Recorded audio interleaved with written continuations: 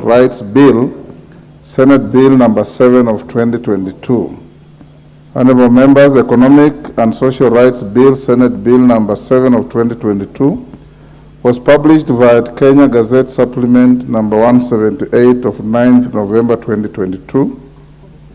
The bill seeks to provide for preservation of human dignity and enforcement of economic and social rights, to provide a framework for the promotion, monitoring, and enforcement of economic and social rights, and to establish mechanisms for monitoring and promoting adherence to the national and county governments to Article 43 of the Constitution.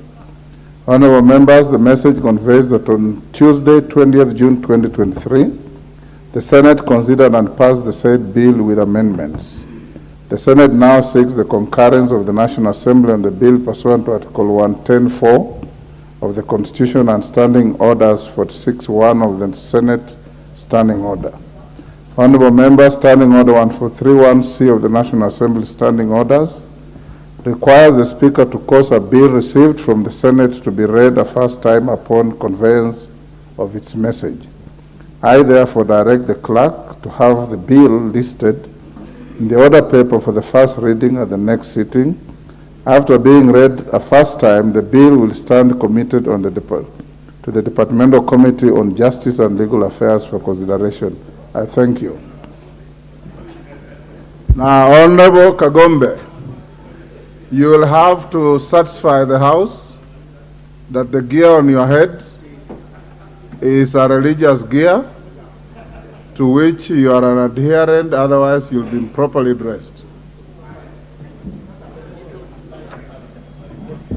Next order.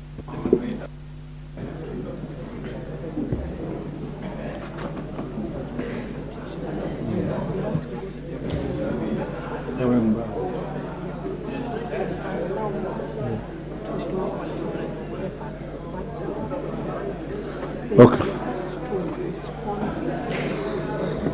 Order number 4, petitions.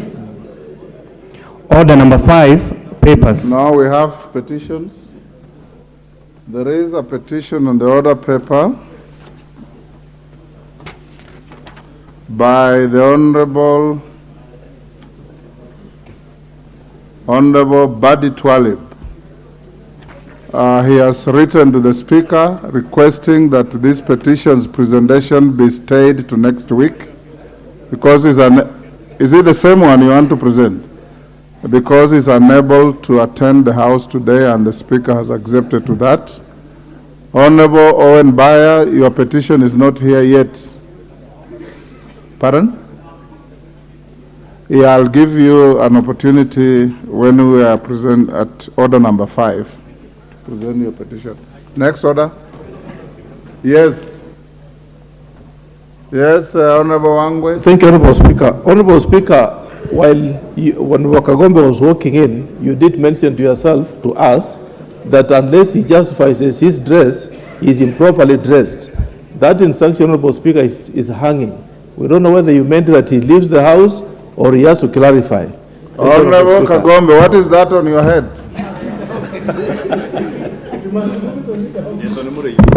Mr. Speaker. Yes. In keeping with the Article 32 of the Constitution, I'm exercising my right to religion, assembly, and to display. In fact, I want to read it out to you, Mr. Speaker. Mr. Speaker, Article 32. I know what it says. Order, Kagombe. I know what it says. So, Mr. Speaker, I have now, since the last time we were in this parliament, found Jesus and found Jesus in a different way. And now the religion that I profess dictates that I, at times, when during official functions like this, that I be dressed like this. Which sect is that? It is not a sect, it is a religion. Which religion? It is called the Church of Love and Acceptance. Mr. Speaker, this is a newly registered church that has just been registered at the Registrar of Societies. It is called the Church of Love and Acceptance, and I now associate with it. Honorable Kagombe, the chair takes judicial notice of the fact that the only sect I know that dresses the way you are dressed is the Agorino. To the extent that you are naming something totally different, I rule you out of order. Mr. Speaker. And you'll have to go and change your gear and Mr. come Speaker. back. Order. Order, Kakombe.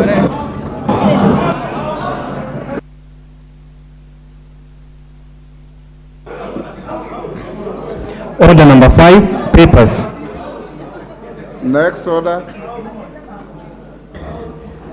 Honorable Kagombe Karemba has notified the Speaker in writing that is an adherent to the Agorino sect, which is commonly known to wear that kind of headgear.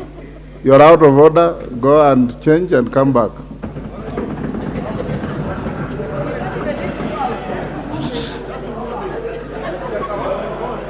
Next order. Order number 5, papers.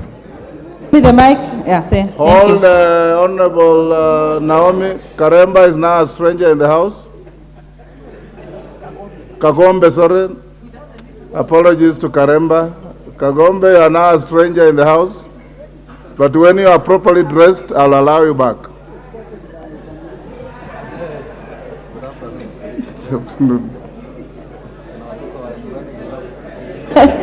Thank you, Mr. Speaker. Honorable Speaker, I beg to lay the following papers on the table of the House today, Thursday, 29th June, 2023. Reports of the Auditor General and Financial Statement in respect of the following constituencies for the year ended 30th June, 2022, and the certificates therein. A. Mbere South, B. Mbere North, C. Mandera East, D. Mandera West, E. Mandera South, F. Mandera North, G. Mandera East, H. Wajir North, I. Buri, J. Sigor, K. Mara, L. Ijara, M. Banisa, N. Balambala, O. Igembe South, P. Loima, Q. Keio North, R. Tigania West, S. Saboti, T. Kapenguria, U. Lagdera, V. Dadab, W. Lave, X. Lamu East, Y. Lamu West, and Z. Garissa Township.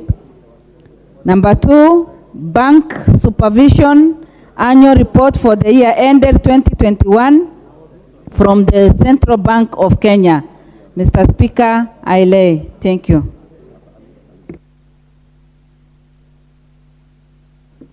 Departmental Committee on Lands.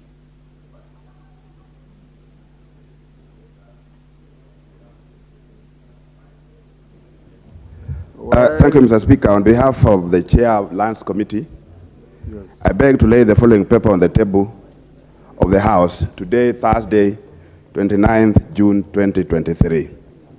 Report of the Departmental Committee on Lands on its consideration on the National Rating Bill, National Assembly Bill number 55 of 2022.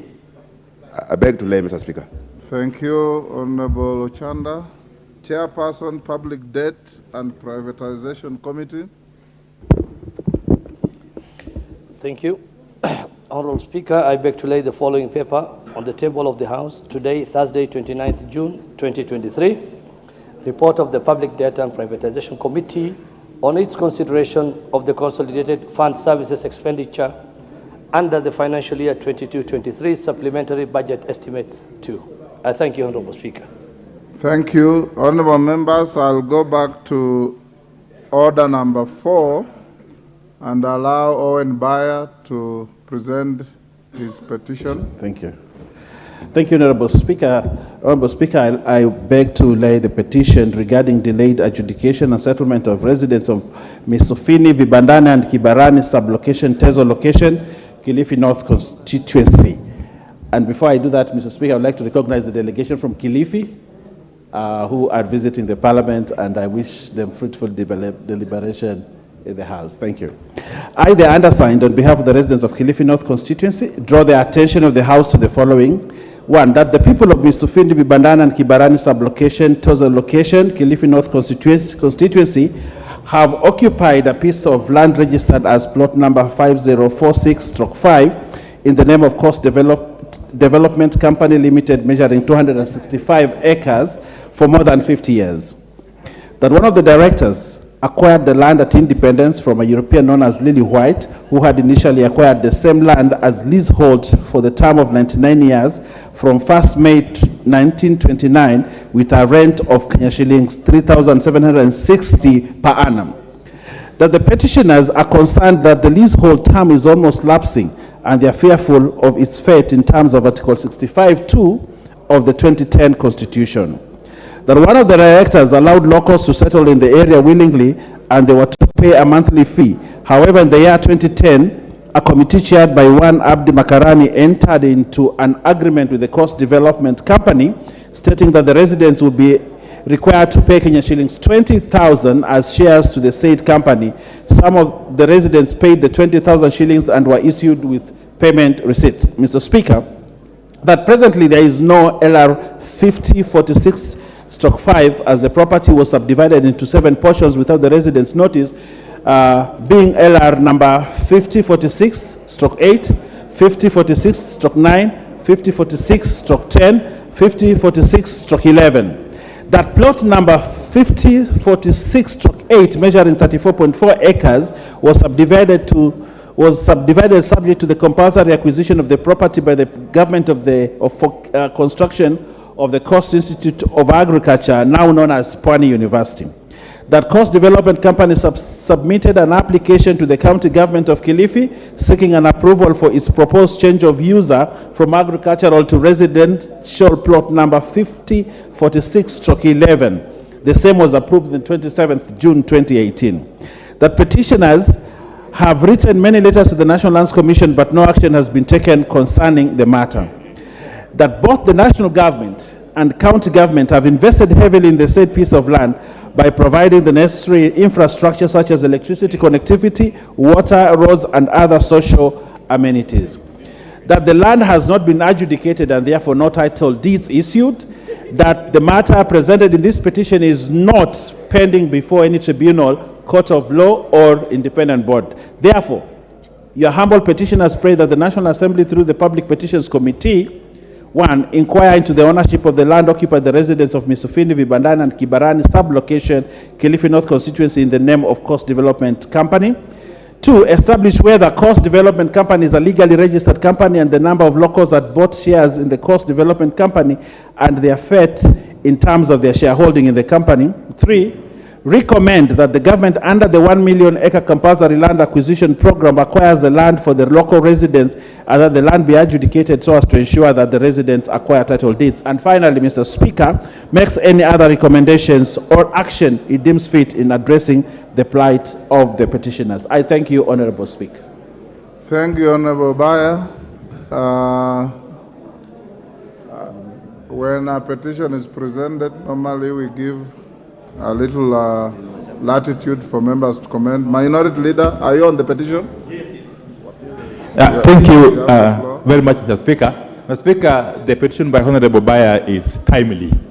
The issue of land is a big problem in this country, and especially the fact that Kenyans in this day and age are still living as squatters, really, on their own land. Mr. Speaker, the mere fact from what I've heard in the petition, the mere fact that those residents have stayed on that land for over 50 years is reason enough for the land to revert to them, really. Under the law, the owner, those residents should have acquired that land through adverse possession, Mr. Speaker. Even the idea of a phantom company emerging from the blues and then laying claim to land shouldn't have arisen. These residents should have been given title to this land long time ago. And I think this issue should be addressed expeditiously by the relevant committee. But not only this issue in Kilifi or Kilifi North, it's an issue that is actually the public is facing all over the country, especially the coast and other parts of the country, Mr. Speaker. So I think this petition is merited and should be dealt with expeditiously. I support. Member for Kamukunji. Thank you, Mr. Speaker. The issue of land is very important. Millions of Kenyans were dispossessed during the colonial period. Until now, there are many thousands of our people who are land poor, living in squalid, miserable conditions in their own land. And I think I support this particular petition because it is righting the wrongs of the past. The communities in those areas were dispossessed. They were made squatters in their own land. And I think it is important for us, now that we're an independent country, to correct some of the mistakes of the past and to empower dispossessed poor people who don't have any voice in our country anymore, because there are some very powerful elements who control the levels of power and legal affairs, as well as the land, and they corrupt the officials involved in this. So I fully support Honorable Owen Bayer's petition and the community of the Kilifi. There are a lot of squatters in Kilifi, a lot of squatters in Kwale, a lot of squatters in Taita Taveta. These were people whose land were taken during the colonial period. Independent Kenya should correct and allow those people to own that land. And in this particular case, they are there, they have the documents, their lease and presence should be recognized, and the lease should be extended, and they should be allowed to live freely to cultivate and use that land for their best use. Thank you, Mr. Speaker. Thank you. Majority Leader. Thank you, Honorable Speaker, and I rise to support this petition by the residents of Misifuni,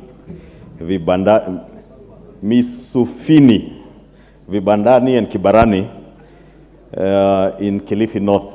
Honorable Speaker, first Honorable Speaker, I know this is to go to the Public Petitions Committee, but it's a matter of concern, Speaker, that the chair of the Public Petitions Committee is never in the House.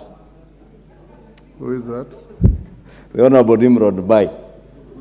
And it defeats purpose, Honorable Speaker, for us to even be ventilating on petitions that are to go to a committee where the chair is forever absent from the House. Honorable Speaker, I think you did direct. Honorable Speaker, I can hear the Honorable Kandie shouting from behind. The chair carries greater responsibility than you as a member. He's even paid for being a chair. And he must be here to listen to members. And as majority goes on, I want to ask the Majority Leader and your counterpart to be reporting to House Business Committee every month on how many petitions have been processed. Members of the public come to Parliament out of desperation in some cases. Yes. And you cannot receive their petitions and go and sit on them on end. Thank you, Honorable Speaker, and I'm sure the Honorable Pio and I has heard, and we will act accordingly. But I was just noting, as a matter of concern, Honorable Speaker, because it's important that whenever business is being transacted that to appear before a committee, the chair to be present. And I think the chair of this Public Petitions Committee ought to know that under the particular order that we are in, every time the House rises, there will be petitions that may end up in his committee. But Honorable Speaker, allow me to also note that these cases where a director of a company ends up taking over land, huge tracts of land that belongs to residents of certain areas, is not just in Kilifi. Honorable Speaker, as you will see, this is a matter that began over 50 years ago. And as the case is, everywhere where those who were in positions of authority at independence took advantage of innocent people who sacrificed their lives to get land, Honorable Speaker, including the great people of Kilifi. And Honorable Speaker, you may imagine it's only the Mau Mau that were involved in the resistance movement against the colonial government, but I know even the likes of Mekatilili Wamenza led the people of Kilifi in fighting for land. And it is therefore a great injustice that 60 years after independence, the people of Kilifi are still landless and squatting on land that is held by those who are in positions of power then, Honorable Speaker. Honorable Speaker, I do not know who this one director is that is referred to in this petition, unless the Honorable Owen Baya tells us, but I can bet almost 100%, Honorable Speaker, it is the same people who are in the first government of the independent Kenya, Honorable Speaker. Honorable Speaker, as I said, it's not just in Kilifi, even in central Kenya and the greater part of what was formerly the White Highlands, land that was productive ended up in the hands of a very few people, Honorable Speaker, at the expense of the millions who sacrificed their lives to fight for independence, largely on the basis of land that had been occupied by our former colonial masters, Honorable Speaker. It's therefore imperative that the committee embarks on considering this petition as it considers all the others that have been sent to them. But particularly these ones that touch on land, I want to urge the Public Petitions Committee to take them with the urgency that they deserve, because land is a very, very emotive issue, not just to the people of the coast region, but also to other parts of the country, Honorable Speaker. And I remember, Honorable Speaker, when we were campaigning, we did promise the people of Kilifi and the greater coast region that the issue of absentee landlords must and should be addressed by this administration, and therefore it is imperative also that the committee considers, in view of what the Kenya Kwanza administration promised the people of the coast region, that they will no longer be squatters on their own ancestral land, and this land should go back to its rightful owners, which is the people of Kilifi, and those that are in the Mount Kenya region must also get justice, just like the people of Kilifi. Thank you, Honorable Speaker. I beg to support. Honorable Chonga. Thank you, Speaker. First of all, before I contribute to the petition, kindly allow me to appreciate the Speaker for Kilifi County Assembly and the delegation that is with him. Speaker, Honorable Teddy was actually a member of this House in the 12th Parliament, and he was a friend to many in this Parliament. So let me appreciate him for that. Mr. Speaker, the petition that has been brought by Honorable Baya is not unique. If I should go back, Mr. Speaker, I also want to appreciate the statement that is made by the Majority Leader on how these petitions are being handled by the Committee of Petitions. I brought over 6 petitions. Owen Baya, now being a Minority Leader, is very much in tandem in this because he was in the Committee of Lands. But unfortunately, Mr. Speaker, nothing has been done about these petitions. It's frustrating, it's demoralizing, and actually it makes as if you don't know what you're doing. Mr. Speaker, the number of cases of land grabbing at the coast is too immense. Honestly, what is going on right now, people move to Athi House, they get whatever papers, the next day eviction order is on the people who are sitting on that line. It is time, Mr. Speaker, that this House comes up with reasonable laws so that such people can be defended from the agony they undergo from land grabbers, Mr. Speaker. In Kilifi South alone, I think I know of 8 cases which I've already brought here. Time has come. Every human being has a right to live, every human being has a right to own land. But the cases that have been coming of late, from people who are nothing but land grabbers, are making some people to live very uncomfortable lives. Mr. Speaker, I stand and strongly support the petition by Mr. Owen Baya. Thank you. Honorable members, Bukosa, you will be the last. Thank you, Honorable Speaker, for allowing me to contribute to the petition by the member for Kilifi. Just allow me also to join my colleagues to welcome the Speaker of Kilifi County, the Honorable Deti Mwambire, who was in this parliament, in the last parliament, and as Honorable Chonga puts it, he was a friend to many. Honorable Speaker, this petition is very, very important, and I hope that the petition committee will be able to table a report in this House, because matters about land in the coast region, in the Rift Valley, especially in the North Rift, is a very, I would say, a very touchy issue, and it's a very sensitive matter that we are hoping that with the government putting up money to purchase about 1 million acres, I hope that the squatter issue will be sorted out, not just in the coast, but also in the North Rift. And Mr. Speaker, you know you're also one of those people, leaders from Trans Nzoia and Western, and you know the issue of squatters in Trans Nzoia is a very emotive issue that needs to be handled and be resolved once and for all. So I'm hoping that this committee will be able to table a report in this House with good recommendations that have far-reaching effects, not just in the people of Kilifi, but in the whole of our country. With those few remarks, Honorable Speaker, I want to support the petition. Thank you. The petition stands committed to the Committee on Public Petitions, and they have to finish their work in 60 days. Oh, now that is the original Karemba that this House knows, yes. Thank you. Before I go to the next order, honorable members, allow me to acknowledge the presence in the public and speakers gallery of the following visitors: Shakaina Presbyterian Primary School from Juja, Kiambu; Good Samaritan Secondary School from Mwea, Kirinyaga; Orero Boys High School from Rangwe, Homa Bay;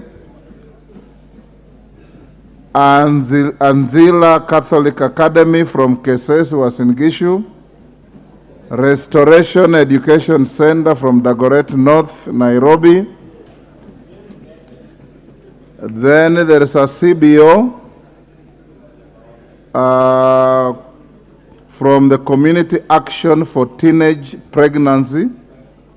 The CBO has organized a visit for the following schools in a bid to develop the leadership skills and exposure for the youth involved in their programs: Dandora Secondary School, Parkview Schools, St. Mary's Kibuk Secondary School, Ushirika Secondary School, Kangema High School, Terminus Adventist School, James Gishuru Primary School, Prince of Peace Secondary School, Giashuki Boys High School, Ishagaki Boys High School, Aquinas High School, Waithaka Boys High School, St. Patrick's Boys High School, St. Clair Gatitu Girls High School, Maseno School, Gibuda Girls High School, Kinyui Boys High School, Dandora High School, Rushu Girls High School, and Gachoire Girls High School.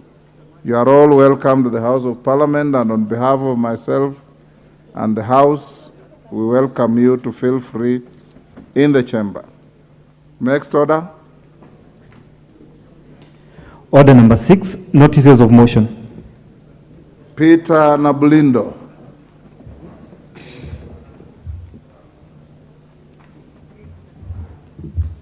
Thank you, Mr. Speaker, sir.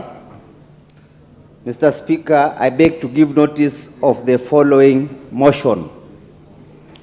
That aware that commercial sugarcane production in Kenya was introduced in the years of independence with an aim of eliminating dependence on sugar importation and contributing to economic transformation in the sugar belt and the country at large through agriculture, acknowledging that at its pinnacle, the sugar industry significantly contributed to the country's national gross domestic product, GDP, and became one of the largest employers, which supported livelihoods of many Kenyans, both directly and indirectly.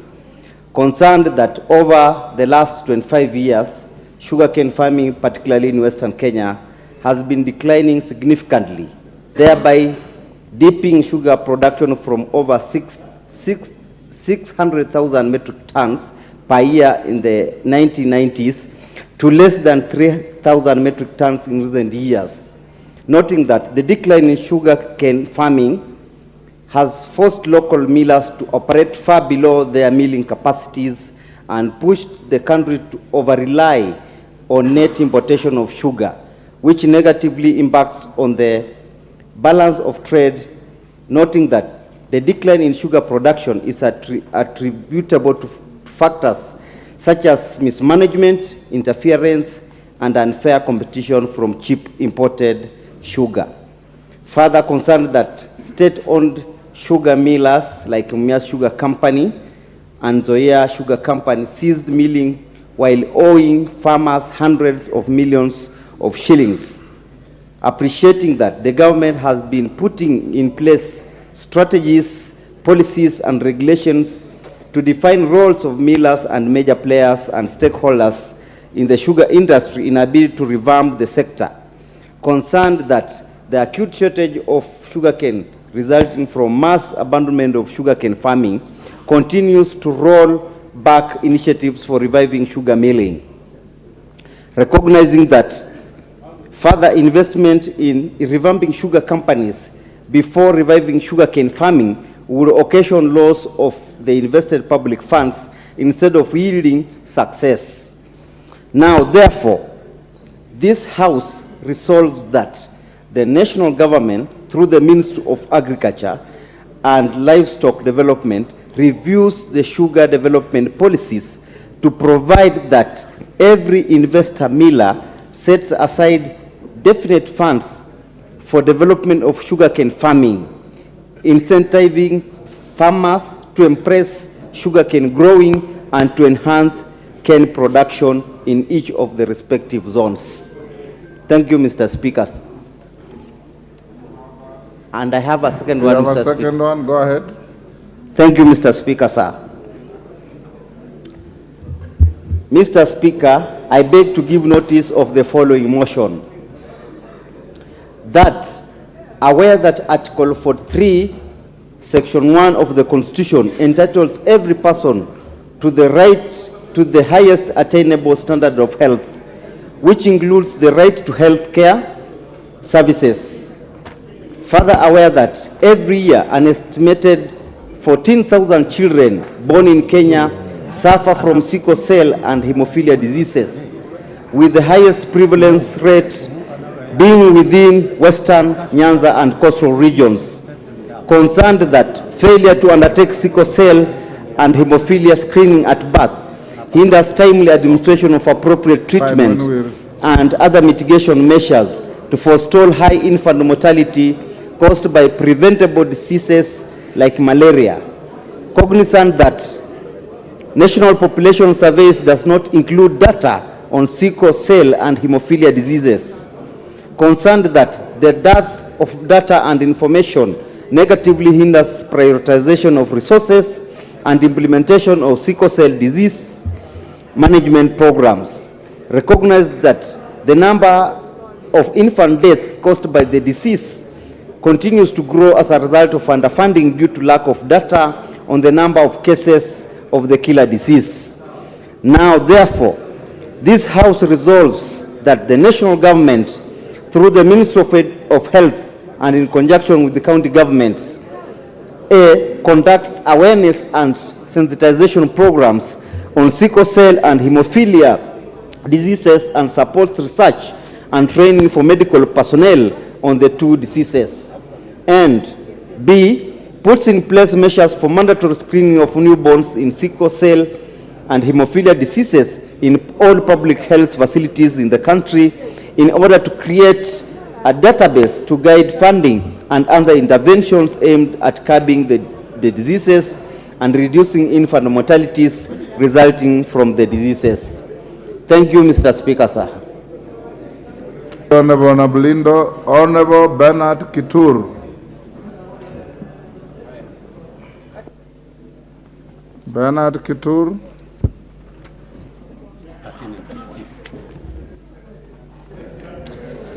Honorable Speaker, pursuant to Standing Order 33-1, I seek leave for the adjournment of the House for purposes of discussing a matter of urgent national importance regarding the ongoing incidences of insecurity in Lamu County.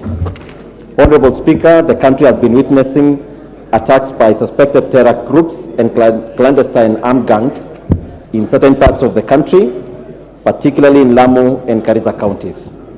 Recently, innocent residents of Salama and Juhudi villages in Lamu County were treated to heinous and brutal attacks that have caused anxiety to grip them and other Kenyans at large with regard to safety of the country. The terror groups also attacked Kenya Defense Forces troops using improvised explosive devices, commonly known as IED. Honorable Speaker, about 5 or so innocent or more innocent lives of locals and two officers of the Kenya Defense Forces lost their lives, that is at least as per the press, lost their lives due to attacks, while several others suffered injuries of varying degrees. Residents in the affected areas remain tense due to the fear of recurrent attacks, which is interrupting the social and economic order of their lives and rolling back the gains made in bolstering social economic development. There is therefore an urgent need for this House to discuss the matter with a view to charting a way forward on how to better equip KDF and other security agencies in order to bring to an end these attacks and secure the well-being of the residents. Honorable Speaker, it is against this background that I seek leave for adjournment of the House to discuss this matter of great national concern. Thank you very much, Honorable Speaker. Thank you, Honorable Kitur, for your motion to get the nod of the House. You need 20 members to stand in your support.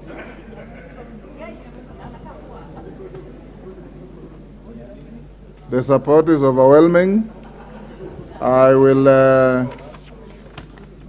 direct that this motion will be debated from 5:30 today. Members, you may take your seats. 5:30. Chair, Public Debt and Privatization Committee. Thank you, Honorable Speaker.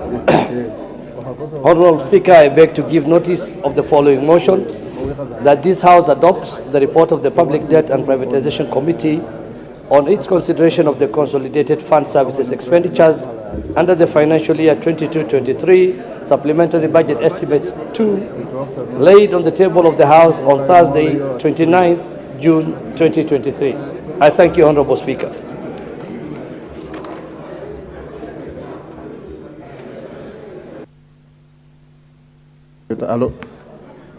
Thank you. Next order. Order number 7, questions and statements. Hold. Yes, Kamket. Mr. Speaker, at the beginning of this parliament, you made an order that bills that had lapsed be reintroduced, and that such bills can skip even the first reading, the rigorous first reading. Mr. Speaker, I had a bill, I am among those members who had a bill, the Equalization Fund bill, and I wrote to Mr. Speaker, and I'm worried about the fate of this bill. It looks like the Committee on Finance is either sitting on it, or I do not know what they want to do with that very important enabling legislation, Mr. Speaker. Could I ask, Mr. Speaker, that you help me intervene in that matter, Mr. Speaker? Chair of Finance, are you dealing with the bill the member for Tiati is asking about? Thank you, Honorable Speaker. Indeed, we did receive the bill from the Honorable Kamket. It is one of the bills that the Committee of Finance and National Planning is processing, and he should certainly be hearing from us in the next, before the end of 14 days. Okay, thank you. Kamket, I hope your affairs are allayed. Next order. Order number 7, questions and statements.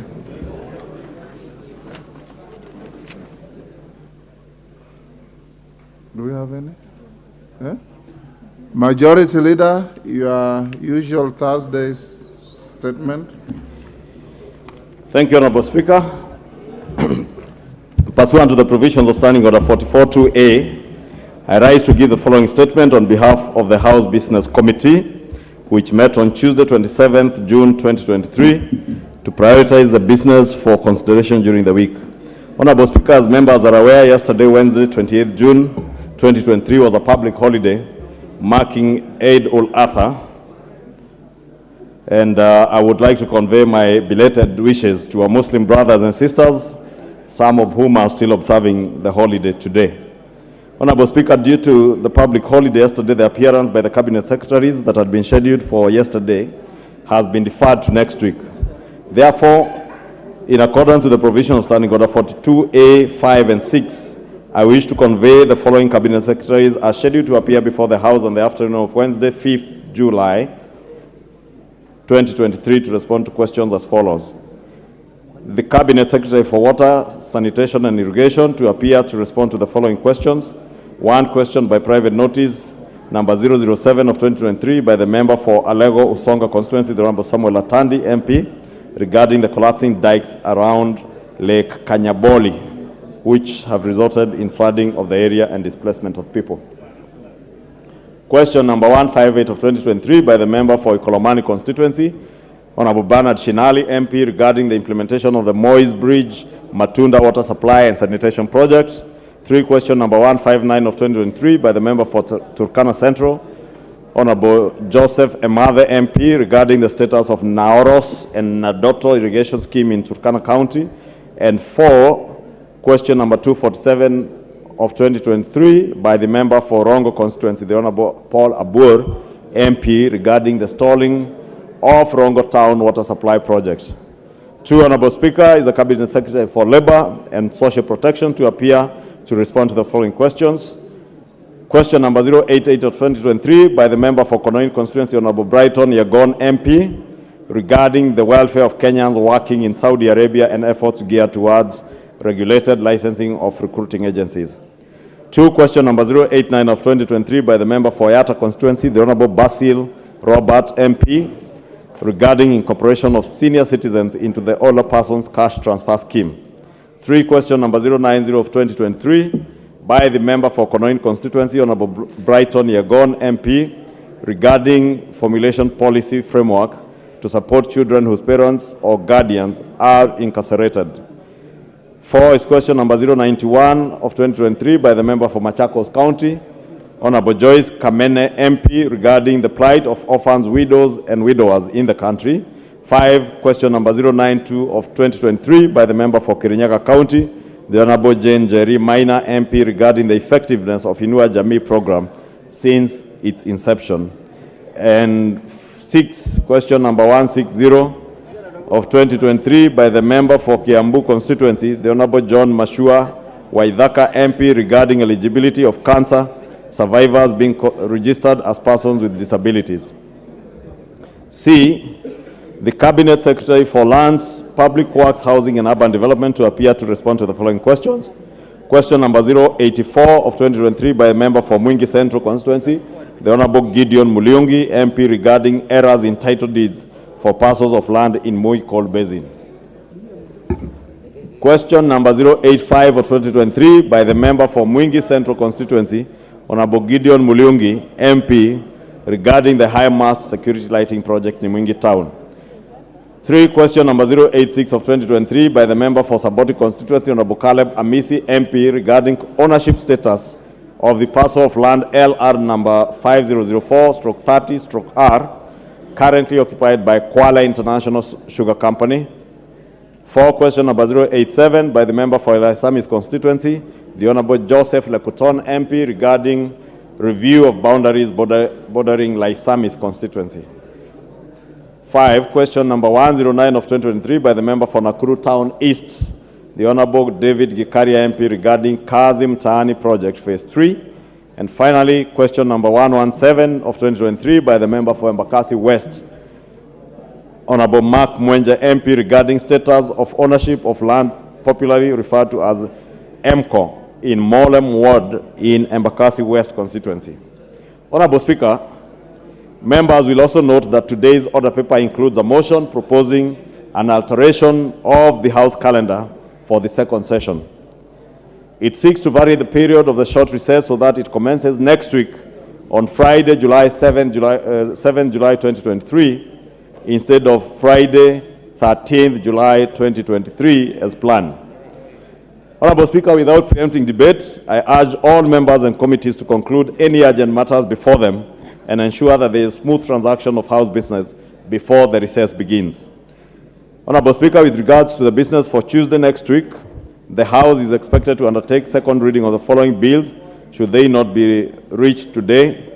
1, the National Rating Bill of 2022. 2, the Conflict of Interest Bill of 2023. 3, the Food and Feed Safety Control Coordination Bill of 2023. And 4, the Statute Law Miscellaneous Amendments Bill of 2022.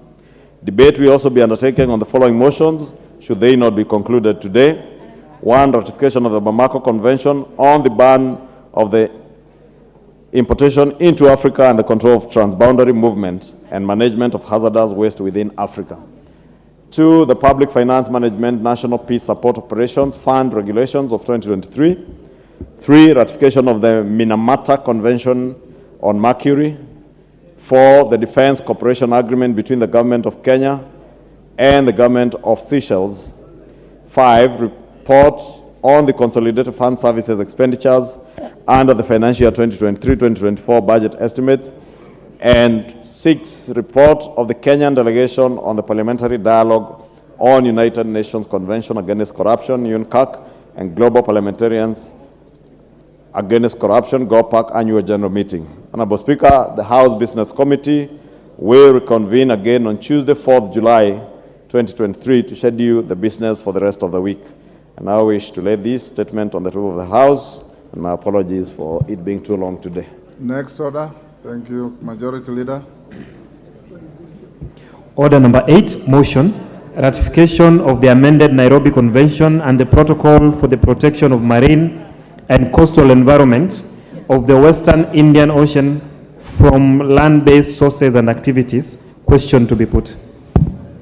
Order, honorable members. Order. Honorable members, I now put the question to order number 8, that this House adopts the report of the Departmental Committee on Environment, Forestry and Mining on its consideration of the ratification of the amended Nairobi Convention and the Protocol for the Protection of Marine and Coastal Environment of the Western Indian Ocean from land-based sources and activities, laid on the table of the House on Thursday, 4th May 2023, and pursuant to the provision of Section 8(4) of the Treaty Making and Ratification Act 2012, approves the ratification of the amended Nairobi Convention and the Protocol for the Protection of Marine and Coastal Environment of the Western Indian Ocean from land-based sources and activities. As members of that opinion say aye. Aye. If those of the contrary opinion say nay, the ayes have it. Next order. Order number 9, motion, ratification of the Kigali Amendment on the Montreal Protocol on the substances that deplete the ozone layer. Question to be put. Order, honorable members.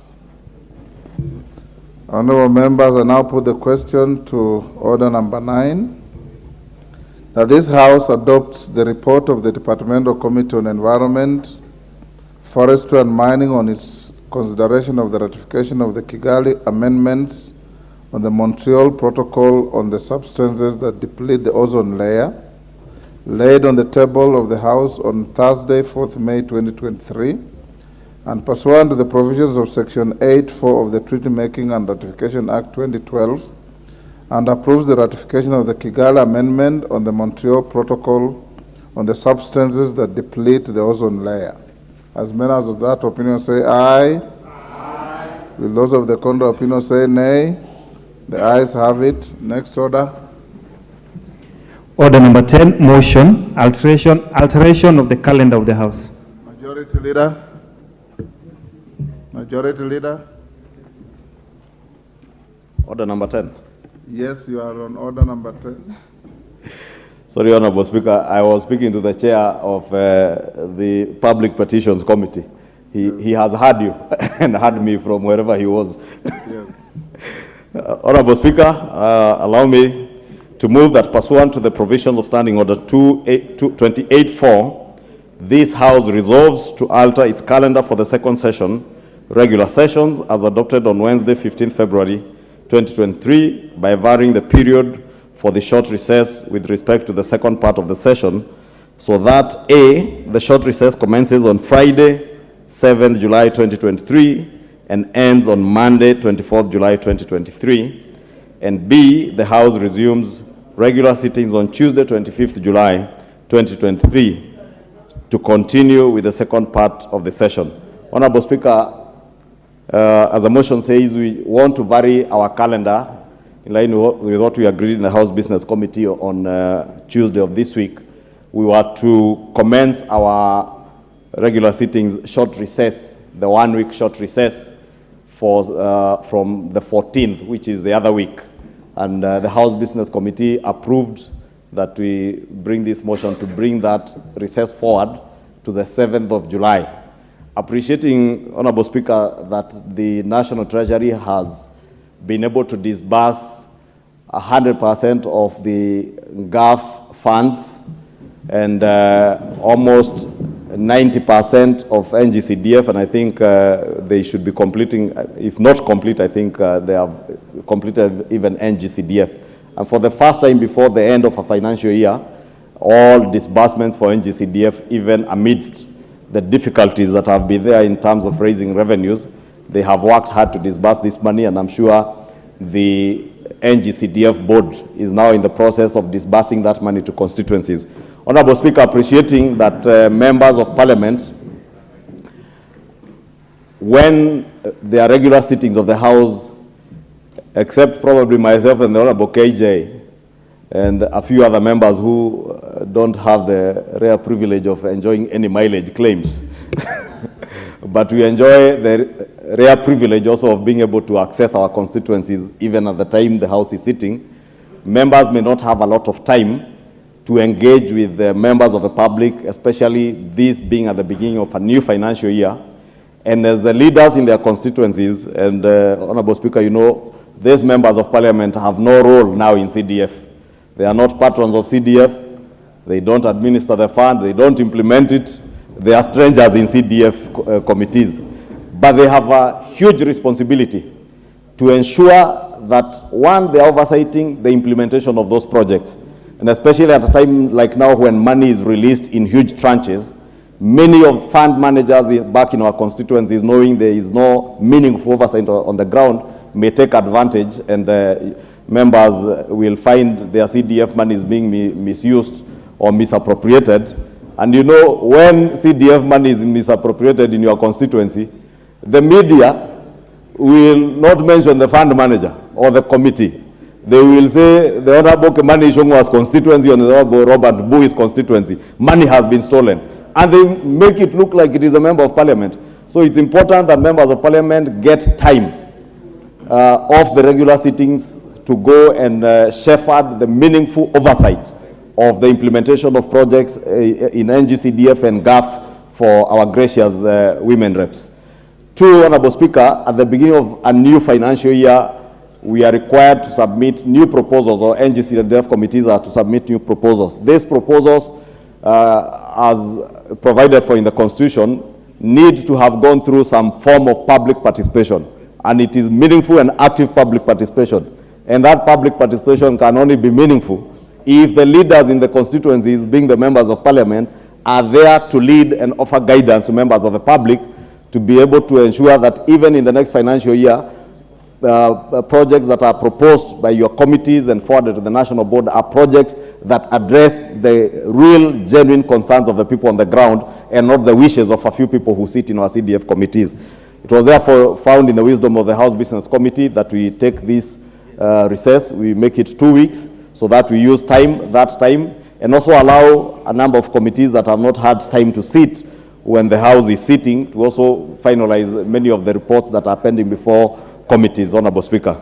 With those very many remarks, Honorable Speaker, allow me to request the Honorable Leader of Minority, who is also a member of the House Business Committee, the Honorable Pio Andai, and member for Parliament for Gunja, to second, but to also caution him that because this recess is starting on July 7th,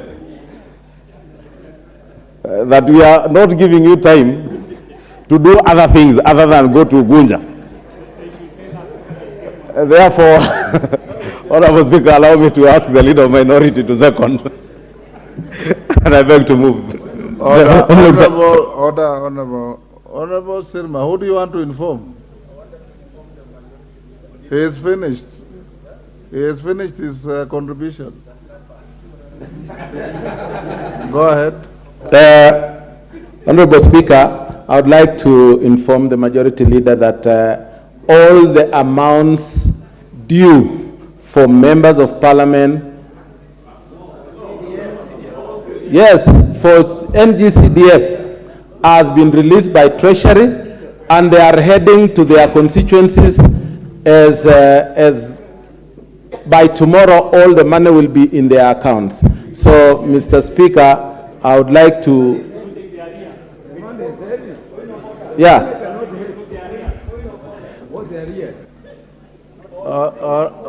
Wandai. Thank you, Mr. Speaker. You know, Honorable Chunga was opening a Pandora's box in his closing remarks, but I will avoid that route for now. Mr. Speaker, I must also appreciate that today I've been able to set my eyes on the chair for public petitions. I've never had a chance to see him physically in this house. Chair, Honorable Mbai, today I've seen you. I'm very happy.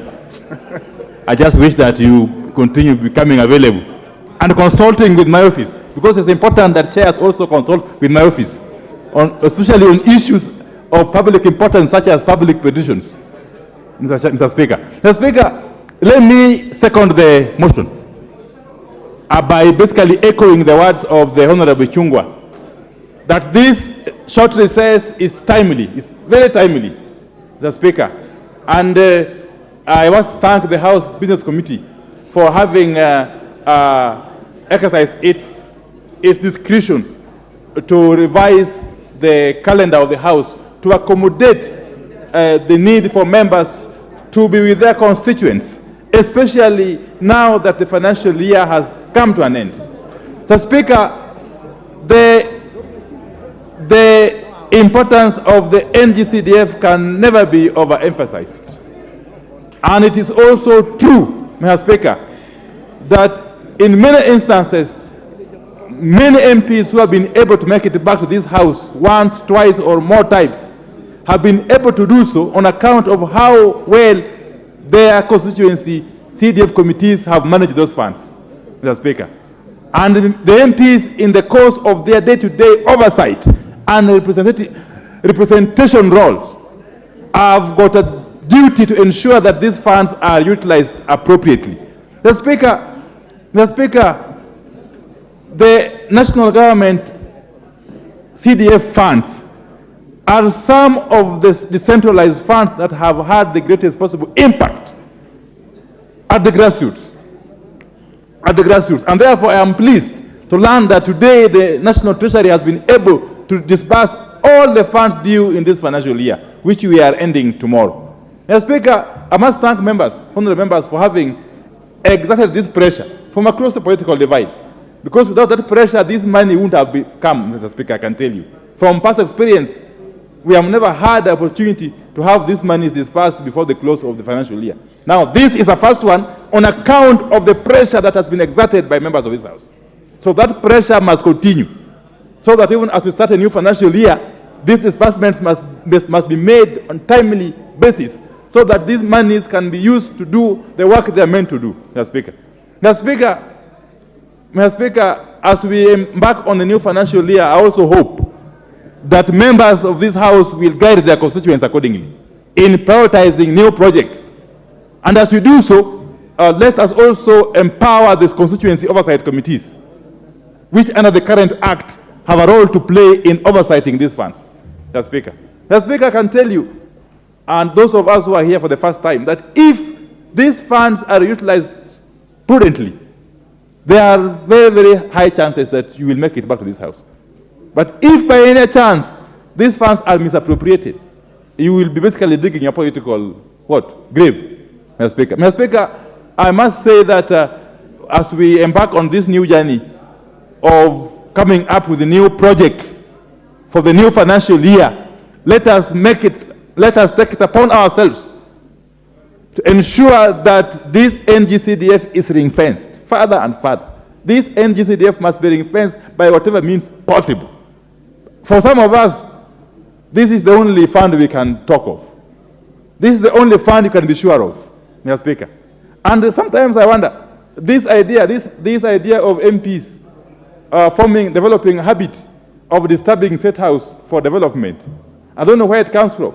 Yet the development you can count and you can touch is that which comes from the utilization of NGCDF funds. So stop disturbing State House with endless visits. MPs from especially my side of the political divide. Stop wasting your time queuing at State House looking for so-called development, yet you have got an opportunity to develop your constituency using the NGCDF funds, which are being managed by your own committees, Mr. Speaker. Mr. Speaker, with those very many remarks, I wish to support, to second, and in response to Honorable Chepkonga's remarks, reiterate that development is not found in State House. Development is budgeted for in this house. And NGCDF is such development that needs to be utilized appropriately. Thank you, Mr. Speaker. I second. Thank you, Honorable Minority Leader. Honorable members, I now propose the question that pursuant to the provision of Standing Order 28-4, order, honorable members, order. Take your seats. This House resolves to alter its calendar for the second session, regular sessions, as adopted on Wednesday, 15th February 2023 by varying the period for the short recess with respect to the second part of the session so that A, the short recess commences on Friday, 7th July 2023 and ends on Monday, 24th July 2023, and B, the House resumes regular sittings on Tuesday, 25th July 2023 to continue with the second part of the session. And I put the question, members? Honorable members, I now put the question, which is that pursuant to the provision of Standing Order 28-4, this House resolves to alter its calendar for the second session, regular sessions, as adopted on Wednesday, 15th February 2023, by varying the period for the short recess with respect to the second part of the session, so that A, the short recess commences on Friday, 7th July 2023, and ends on Monday, 24th July 2023, and B, the House resumes regular sittings on Tuesday, 25th July 2023, to continue with the second part of the session. As members of that opinion say aye. Aye. Will those of the contrary opinion say nay? The ayes have it. Next order. Before you call the next order, allow me to acknowledge the presence in the Speaker's Gallery of St. Teresa's Girls Secondary School, Samburu East, Samburu, Bwake Boys Secondary School from Cherangani, Trans Nzoia. On your behalf and on my own behalf, I welcome the schools and those accompanying them to the House of Parliament. Next order. Order number 11, special motion, consideration of a nominee for appointment as a member of the Salaries and Remuneration Commission. Chairperson, Departmental Committee on Labor. Majority Leader. Honorable Speaker, I beg your indulgence. We consulted with the chair, and because he was rushing somewhere, he requested that you indulge him and allow this business on order number 12 to be rescheduled to sometime next week, Tuesday Order next number week. 11. Yes, 11, sorry. So that we move to order number 12. Okay. Order number 11 is stepped down as requested. Next order. Order number 12, special motion, consideration of a nominee for appointment as a chairperson of the Commission on Revenue Allocation. Chair Finance. Yes, Honorable Ichungwa. Sorry, Honorable Junet Mohammed. Mr. Speaker, I am not disagreeing with the request of the majority leader, but I wanted clarity, Mr. Speaker, whether it is procedural to step down an order just like that. It's only, Mr. Speaker, there is a way to do it. Not if first the chair of the committee is not there, he has not given valid reasons to the House why we should step it down. The authority to step it down only rests with the Speaker, and it's the Speaker who can do it on his own motion, Mr. Speaker, that I am rescheduling or reorganizing the order paper. Mr. Speaker, you know, if it becomes the norm, tomorrow another chair will just stand up there and request you, Mr. Speaker, I have some urgent matter in Garissa, can you just step down for me?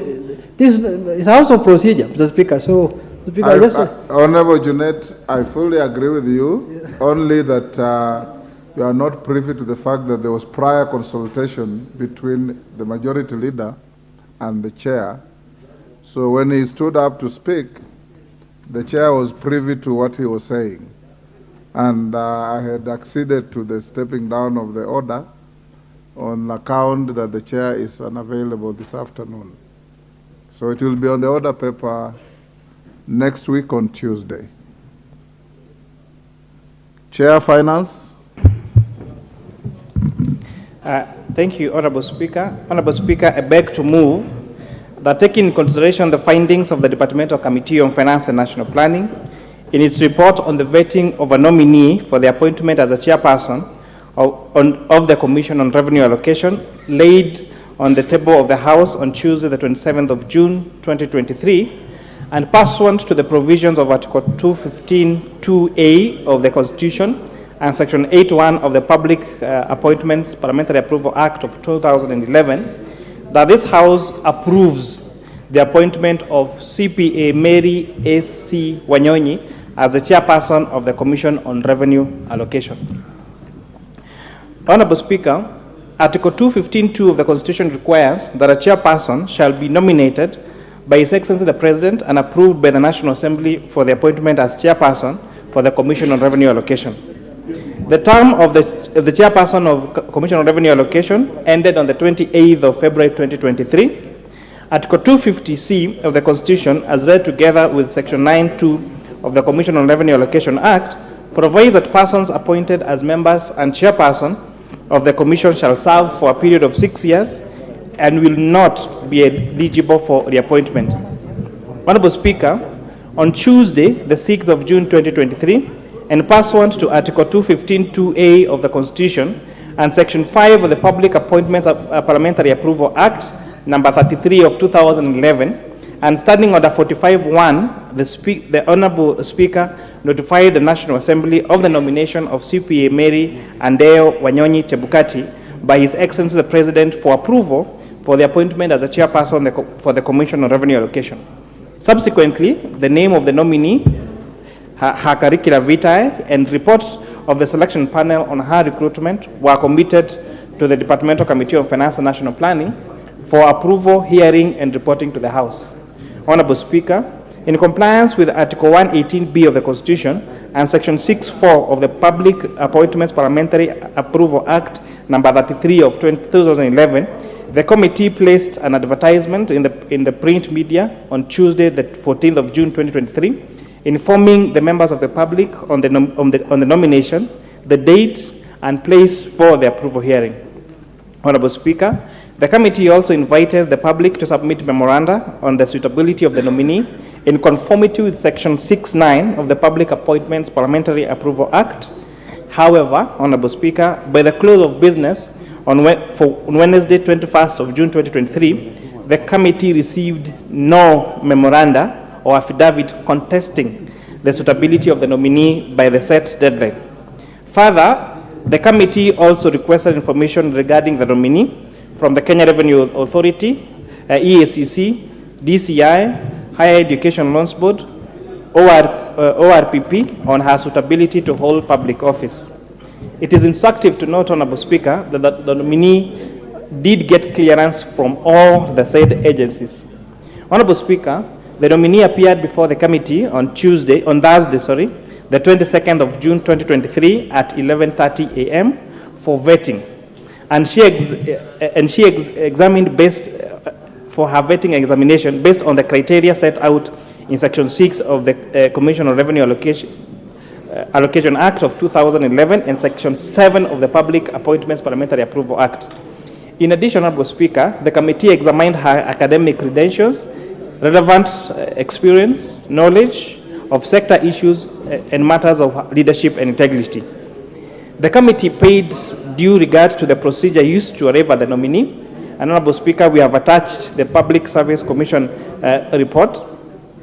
Any constitutional or statutory requirements relating to the office in question and the suitability of the nominee for the appointment proposed having regard to whether the nominee's abilities, experience, and qualities meet the needs of the Commission. Honorable Speaker, CPA Mary Andeo Wanyonyi Chebukati is a Kenyan citizen, bearer of identity card number 1809617, and was born in Bungoma County in 1962. Honorable Speaker, CPA Mary Andeo started her education at St. George's Primary School, Nairobi, and later proceeded to Kenya High School, where she attained her CPE and KCE in 1974 and 1978, respectively. Honorable Speaker, the nominee pursued her A-levels from 1979 to 1980 at Kireri Girls High School, and thereafter proceeded to Punjab University, where she graduated in 1984 with a bachelor's degree. The nominee, Honorable Speaker, further proceeded to Eastern and South African Management Institute, SAMI University, in Arusha, Tanzania, where she enrolled for a MBA, consequently graduating in the year 2014. Honorable Speaker, CPA Mary Andeo Wanyonyi is a certified public accountant with good standing with the Institute of Certified Public Accountants. She is also a financial analyst and a certified professional mediator. And for all these qualifications, she has good standing with the respective professional bodies. She's also tax compliance with the tax compliance certificate being issued by the Kenya Revenue Authority. On her work experience, Honorable Speaker, CPA Mary started her career as an accountant in 1985, starting off at the office of the Vice President in the Ministry of Home Affairs, before she was promoted to an accountant one at the Ministry of Supply and Marketing in 1989. Honorable Speaker, it was interesting to note one of our members of our committee, one CPA Oyula, who was then the Paymaster General, was one of the referees of CPA Mary because she was then her junior accountant when CPA Oyula served as the Paymaster General at the Treasury. Honorable Speaker, she then was promoted to an acting principal accountant at the Ministry of Finance, later worked as a district accountant, Kwale District Treasury, and deputy district accountant at Mombasa District Treasury between 1998 and 2012. After that, she was promoted to become the chief accountant or the deputy head of accounting unit department at the Ministry of Foreign Affairs, a position she served between 2011 and 2012. Further, Honorable Speaker, between 2012 and 2016, she was promoted to serve as an acting assistant accounting general, a head of training and secretariat at the corporate governance subcommittee of the Public Service Center Public Service Accountant Standards Board, and that is between 2012 to 2016. She later proceeded to work as an assistant accountant general, head of accounting unit department at the Ministry of Energy and Petroleum between 2016 and 2018. And up to the time of her appointment, Honorable Speaker, she was serving as a senior deputy accountant general in the Ministry of Lands and Physical Planning, a position now she has held until 2019, Honorable Speaker. we were keen to note that the nominee is a receiver of several awards, first of them being a second runners-up for public sector awards. She also got the ISPAC Fire Award for 2007 for leading the State Department to be to be tax compliant. And 2019, she was among the top 5 her agency was among the top 5 agencies that were awarded an award by His Excellency the President for the highest amount of VAT collected. Honorable Speaker, during the vetting exercise, it was an interesting discussion came up that CPA Mary A.C. Wanyonyi, when her name was brought as appointment as the chairperson of the Commission on Revenue Allocation, most of the reports that were done in the media was relation to that of her spouse. Of course, a commonly known name in every household in Kenya, the chair of IEBC, Mr. Chebukati. Honorable Speaker, it was quite a unique time we had as a committee, because at one we were like, should we really go into the issue of who someone is married to or who someone is a spouse to when you're looking at the academic qualifications? And of course, CPA Mary took up the task and went to explain how throughout her very well decorated career of 37 years, as I have read out to you and as a committee was able to establish, the issue of who she was married to was never a point of discussion. It was only until that she was nominated for the position of chairperson for Commission of Revenue Allocation that the question of who her spouse is came into discussion. And of course, it was very unfair to see people trash her curriculum vitae and the many years of hard work she put both in public service and in pursuing her academic qualifications, being a certified public accountant, being a financial analyst, holding a bachelor's degree in commerce and a master's degree, and the discussion became who was she married to. And maybe this House, Honorable Speaker, needs to ask ourselves whether we accord the same treatment when we are vetting the male that come to this House, or when we vet any male candidates in any particular position. Does anybody care whose wife whose husband someone is when they get appointed? So why the double standards when it is professional, qualified, experienced women of this country? Then the question of who their spouse is comes to play. However, Honorable Speaker, CPA Mary Wanyonyi was proud to be a wife, to be a mother, and she said even if it portrayed her or whatever was said, she would still choose that gentleman as her husband. And I was like, that is how our women should be proud of their husbands. And with that, Honorable Speaker, I beg to move that this House approves the appointment of CPA Mary A.C. Wanyonyi as a chairperson for Commission on Revenue Allocation, and do ask the Vice Chair of the Committee of Finance and National Planning, the Honorable Ambassador Langat, to second. With that, I thank you, Honorable Speaker. Mani, who is seconding? Vice Chair. Okay, Vice Chair. Give, okay. Benja. Thank you, Mr. Speaker. I do not want to belabor the points that the chairman has already put across to the House, but I want to confirm, Mr. Speaker, that CPA Mary is one of those very qualified persons in the Republic, and she has a very good track record of public service, actually proven track record of public service, Mr. Speaker. Mr. Speaker, I want to say she's qualified, and I want to ask the House to approve so that she can start working for this country. Mr. Speaker, I second. Thank you, Honorable Langat. Order, Honorable Members. Order, Honorable Members. Order. Take your seats. Honorable Members, I now propose the question, which is the taking into consideration the findings of the Departmental Committee on Finance and National Planning in its report on the vetting of a nominee for the appointment as a chairperson of the Commission on Revenue Allocation, laid on the table of the House on Tuesday, 27 June 2023, and pursuant to the provisions of Article 215(2)(a) of the Constitution and Section 8(1) of the Public Appointments Parliamentary Approval Act 2011, this House approves the appointment of CPA Mary S.C. Wanyonyi as a chairperson of the Commission on Revenue Allocation. Can we put the question, members?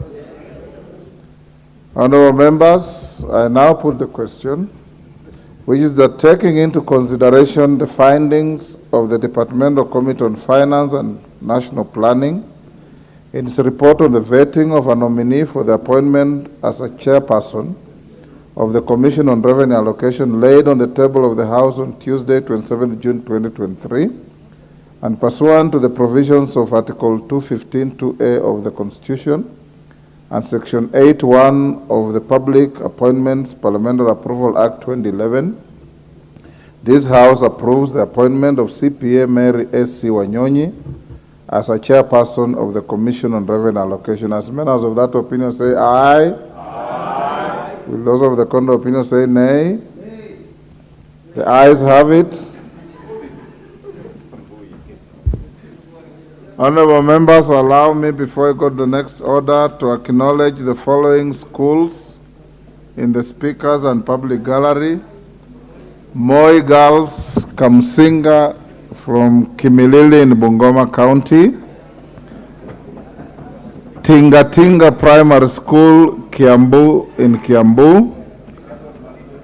Kimuka Primary School, Kajiado West, Kajiado. Ayebu Primary School teachers from Baringo North, Baringo. St. Mary's Cabernet Primary School, Baringo Central, Baringo. Immaculate Heart School, Butula in Busia. Honorable members, on your behalf and on my own behalf, I welcome the teachers and the students in the House of Parliament. Thank you. Next order. Order number 13, motion. Order. Yes, McClap. What is it? Before I go to the next order, give him the microphone. Is it because Baringo was mentioned? Yes, Mr. Speaker. Then allow me. Welcome everybody else. Yes, allow me, Mr. Speaker, to join you in welcoming the teachers of Ayeba High School, the students of Ayeba Primary, the students from Cabernet, the students from Kamusinga, and all parts of the country that you actually mentioned, Mr. Speaker, that the Ayepo teachers are actually a public primary school, which was the best primary school in my constituency, Mr. Speaker. And those teachers, Mr. Speaker, together with others, actually mentored us into politics. They first elected me as the chairman of KNUT and elected the man behind me here, Honorable Kamuren, as their secretary at the same time. Mr. Speaker, they are produced leaders who are in this house, and we want to thank the teachers of Kenya for working hard to remove ignorance from our children so that they become serious Kenyans like us, members of parliament who are here, Mr. Speaker. I join you and say thank you and continue doing a good job for the country. And even if they were hit by housing levy, Mr. Speaker, I want to assure them that this government, with equal measure, will also cushion them so that they have a better salaries and better allowances for the teachers of Kenya so that they work for our children. Thank you, Mr. Speaker. Thank you, McClap. Next order. Order number 13, motion. Ratification of the Bamako Convention on the ban of the importation into Africa and the control of the transboundary movement and management of hazardous waste within Africa. On the request of the Chairperson, Departmental Committee on Environment, Forestry and Mining, orders number 13 and 14 will be, and 15, sorry, will be stepped down to appear on the order paper next week on Tuesday. Next, order number 14. Order number 14, motion. Consideration of the Public Finance Management National Peace Support Operations Fund Regulations 2023. Chairperson, Committee on Delegated Legislation. Is that Chepkonga? Are you ready? No, I'm ready, Chair. I'm ready, Speaker. Yes. You know, the only thing, Speaker, is that we should be given notice when there's intention to step down certain certain motions in the standing order, so that I can prepare. But you know, as you know, lawyers are always ready. You must be like the 5 clever girls in the Bible. Except that there were 10. 5 were foolish, 5 were clever. Yes, it is. So you true. must always choose which one you want to be. No, Mr. Speaker, I carried 3/4 of the oil. So you're half clever. Yeah. Thank you very much, Mr. Speaker. Mr. Speaker, I wish to move the following motion: that this House adopts the report of the Departmental Committee of Delegated Legislation on its consideration of the Public Finance Management National Peace Support Operations Fund Regulations 2023, laid on the table of the House on Wednesday, 21st June 2023, and pursuant to the provisions of Section 24, subsection 4 of the Public Finance Management Act 2012, approves the Public Finance Management National Peace Support Operations Fund Regulations published as legal notice number 58 of one to salaries pursuant to the participation of our troops in various missions has always been paid to the consolidated fund. And it has been very difficult for the Ministry of Defense to support the operations of our troops in those countries, because we have to appropriate that money that has been paid to the consolidated fund to the peace missions that we are participating in. So as to streamline this process, Madam Speaker, it was agreed that a fund be created specifically to deal with this operation that our troops will be participating in. And so, in the regulations, the National Peace Support Operations Fund has been put in place so that government contributes or allocates 1 billion shillings to the fund. And there is also an amount of 6 billion shillings that will be received from the participation or salaries that are paid to our troops that are participating by the United Nations. The second thing that this fund intends to achieve, Madam Speaker, is to ensure that the equipment that we supply to our troops are in working conditions. Members may not be aware that most of the countries that have contributed troops to peace missions send brand new equipments together with their troops. And you know, one of the things that United Nations pays for, it pays for the equipments that are contributed to the peace missions, Madam Speaker. And if the equipment remains unserviceable, that equipment will not be paid for the period in which it remains idle. And so what that means, Madam Speaker, is that the country will be losing revenue that it would have received if we had good working equipments that our troops would be available to our troops. And so one of the things that this fund intends to do is to provide or to kit our troops with modern equipment, working equipment, so that they are paid for the period in which the troops are deployed in the countries in which our country participates in. And so that is the main import. The rest of the regulations, Madam Speaker, is to ensure that the fund is operated, it deals with the governance issues of the fund. And so that the fund is operated in such a way that it can be audited by the Auditor General, and it follows all the procedures that deal with Public Finance Management Act. And so that it is a very short regulation that ensures that our troops are well kitted, they are well provided for, that we do not suffer the consequences of not being paid monies, yet we have deployed the troops, Madam Speaker. With those remarks, Madam Speaker, I move, and I would like to request the Honorable Bashir, who was formerly a major in the army, and he participated in a number of peacekeeping operations, to second this motion. I thank you, Madam Speaker. Thank you, Madam Speaker. Madam Speaker, I stand here to second the motion. As has been said by the chair, this is a special kitty that has never existed before in our country, and I think it's now that time that we have this Peace Support Operations Fund.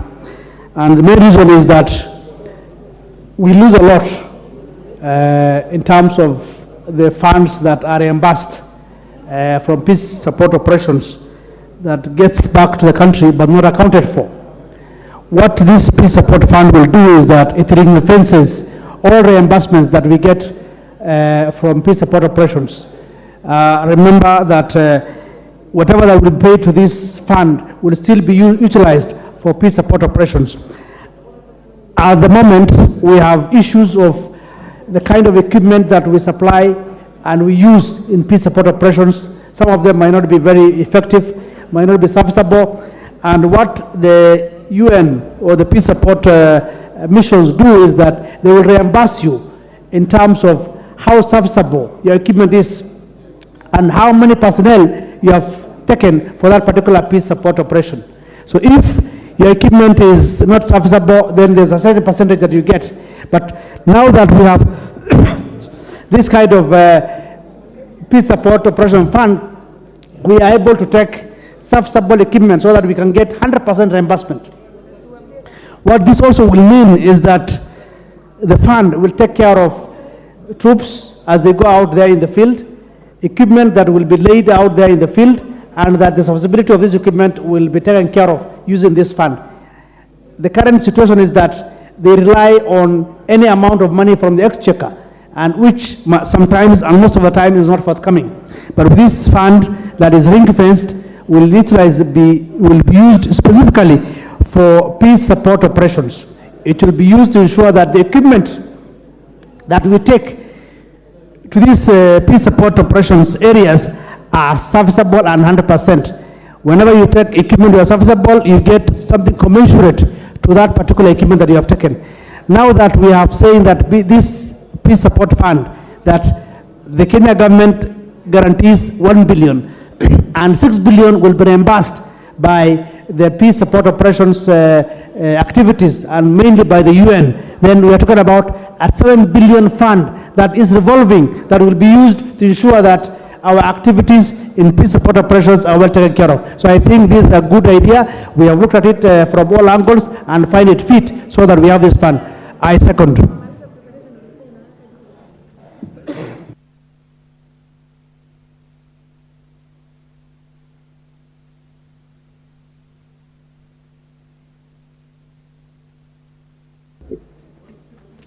Honorable members, sorry, I was slightly distracted by the chairperson.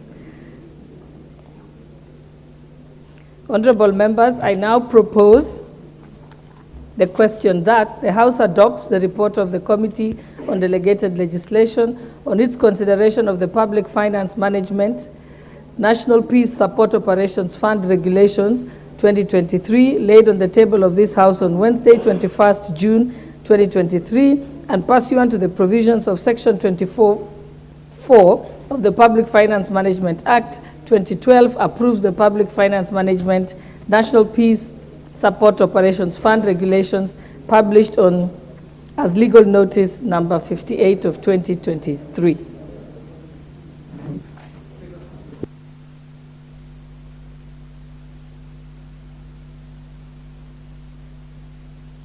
What is your point? Madam Speaker, you had allowed me to lay some papers and to move a motion with regard to the papers that I had requested for permission to do so when we'll be ready. Can I do so? Yes, hold on. That's hold on. It is still the business of the committee. It's not different. It's the same committee on delegated legislation. Yes, it is business. Madam Speaker, I beg to lay the following paper on the table of the House today, Thursday, 29 June 2023. To make his point of order there. I've given you the mic. Yeah, Madam Speaker.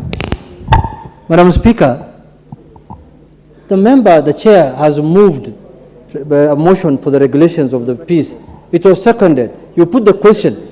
This is the time for members to contribute, and we dispense off with that agenda. Then after that, he can table whatever he wants to table. Madam Speaker, this is a house of procedure. You can't say, we have come here to contribute to your motion, and then you want to table other documents. Give us time. We dispense off with the issue of the fund. Then you can table other documents. So, Madam Speaker, unless the chairman has extra powers to move a motion, put the question, then present papers, then after that he closes the debate himself. If that's the case, then we just go home and rest. We go sleep. Honorable Junet, he was just on a point of order. We hadn't even heard what he was going to say. You're speculating. You want to proceed, Honorable Chepkonga? Yes. Madam Speaker, you know, I had requested the substantive speaker, and he told me whenever you will be ready, because it is an important paper to lay, just purely to lay, Madam Speaker. Honorable Junet, if you had allowed me just 2 minutes, it will not be subject of discussion. In fact, the paper, it will be very important for his constituency. Madam Speaker, I thank you very much. I see he has noted the agreement. Madam Speaker, I beg to lay the following paper on the table of the House today, Thursday, 29th June 2023. Report of the Committee on Delegated Legislation on its consideration of the draft charter for the Open University of Kenya. Madam Speaker, can I proceed to move the motion? You were laying the paper, weren't you? Yes. Pass it there. Yeah.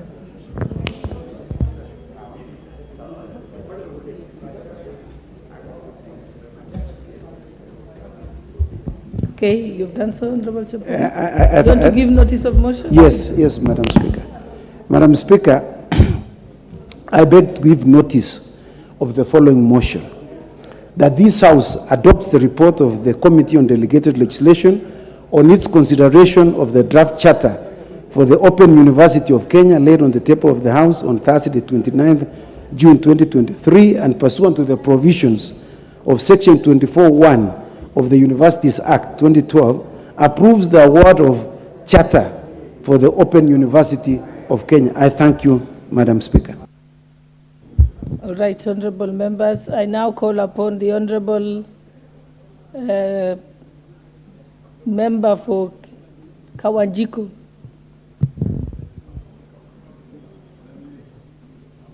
I can see you didn't want to contribute? I saw your name on the list. Okay, the Honorable Karoli Amondi, member for Suba South. Thank you very much, Madam Speaker. I rise to support the establishment of the Peace Fund. I think Leo Tolstoy once said, the problem with an idle army is abundant idleness. And I think it is useful that our military gets engaged in international assignments. And if in that process they can also improve on the financial flows to the military, that would be a very good idea. I think this fund is long overdue because this kind of support from the UN has been available for a very long time. And I look forward to very transparent operation of the fund. I think that is why it has been isolated instead of being obfuscated in the normal military budget. It could also be a very good opportunity for our military to modernize its equipment, but also its operational procedures by constantly engaging with the United Nations in peacekeeping. It will also enhance our capabilities as a country for international diplomacy, and also to go around trying to strengthen our value systems as a country that loves peace and order. With those few remarks, Madam Speaker, I support. Thank you very much. Yeah, Honorable Leader of Majority. Honorable Mbui, I hadn't seen your cards, but you'll go next. Thank you, Honorable Speaker, and I rise to support these regulations, approve of these regulations. Honorable Speaker, it's indeed true, as the chair of the Delegated Legislation Committee has said and as seconded by the Vice Chair of the Defense and Foreign Relations Committee, who is a seasoned officer in the military. And I keep telling him, Honorable Speaker, that unlike in the military, here in this House, there are rules other than the standing orders that they had in the military. And I am happy that the Vice Chair is now accustomed to operations of the House. The last Parliament, he had difficulty settling down in the House as opposed to what he was used in the military. But, Honorable Speaker, the Vice Chair will tell you that indeed, it is indeed true that over time, our country has been losing its premier status in the region as one of the countries that contribute immensely to the United Nations and other regional forces, even those for the AU, because one, we have very good and disciplined officers in our army, but the equipment with which they work with, some of the equipment may not be as good as it ought to be. Some were acquired when Major Bashir was still in the army. And you can imagine now that he has been out of the army for this long, and they are still using the same equipment that Major Bashir used when he was in the army, and also the Honorable Raso. Honorable Speaker, it then becomes important because when our officers, our very disciplined and good officers serve, either in the UN or other regional forces like those that are serving in Somalia, those that are serving in DRC, Congo, we, in a way, also benefit as a country because if you are serving in the UN also gives money to pay for equipment, to pay for the officers' allowances when they are there. And you know, many officers who are serving in our military occasionally lobby very aggressively to serve in these units that are serving outside the country because it also becomes beneficial for them. And therefore, when the country loses such opportunities on account of us not having modern equipment, you have vehicles that are rickety and a little bit older than they ought to be, and also you don't have continuous training and capacity building for officers, then we also lose as a country. It's also important, Honorable Speaker, to have a separate fund for this money, because whenever money is contributed, for instance, from the UN and it goes into the consolidated fund, and it finds members of parliament demanding for CDF disbursement, or gracious ladies, women reps demanding for their GAF money, or even governors, Honorable Speaker, demanding for money to be disbursed to the constituencies, to their counties, or even, Honorable Speaker, that money comes at a time when public debt is up or due for payment.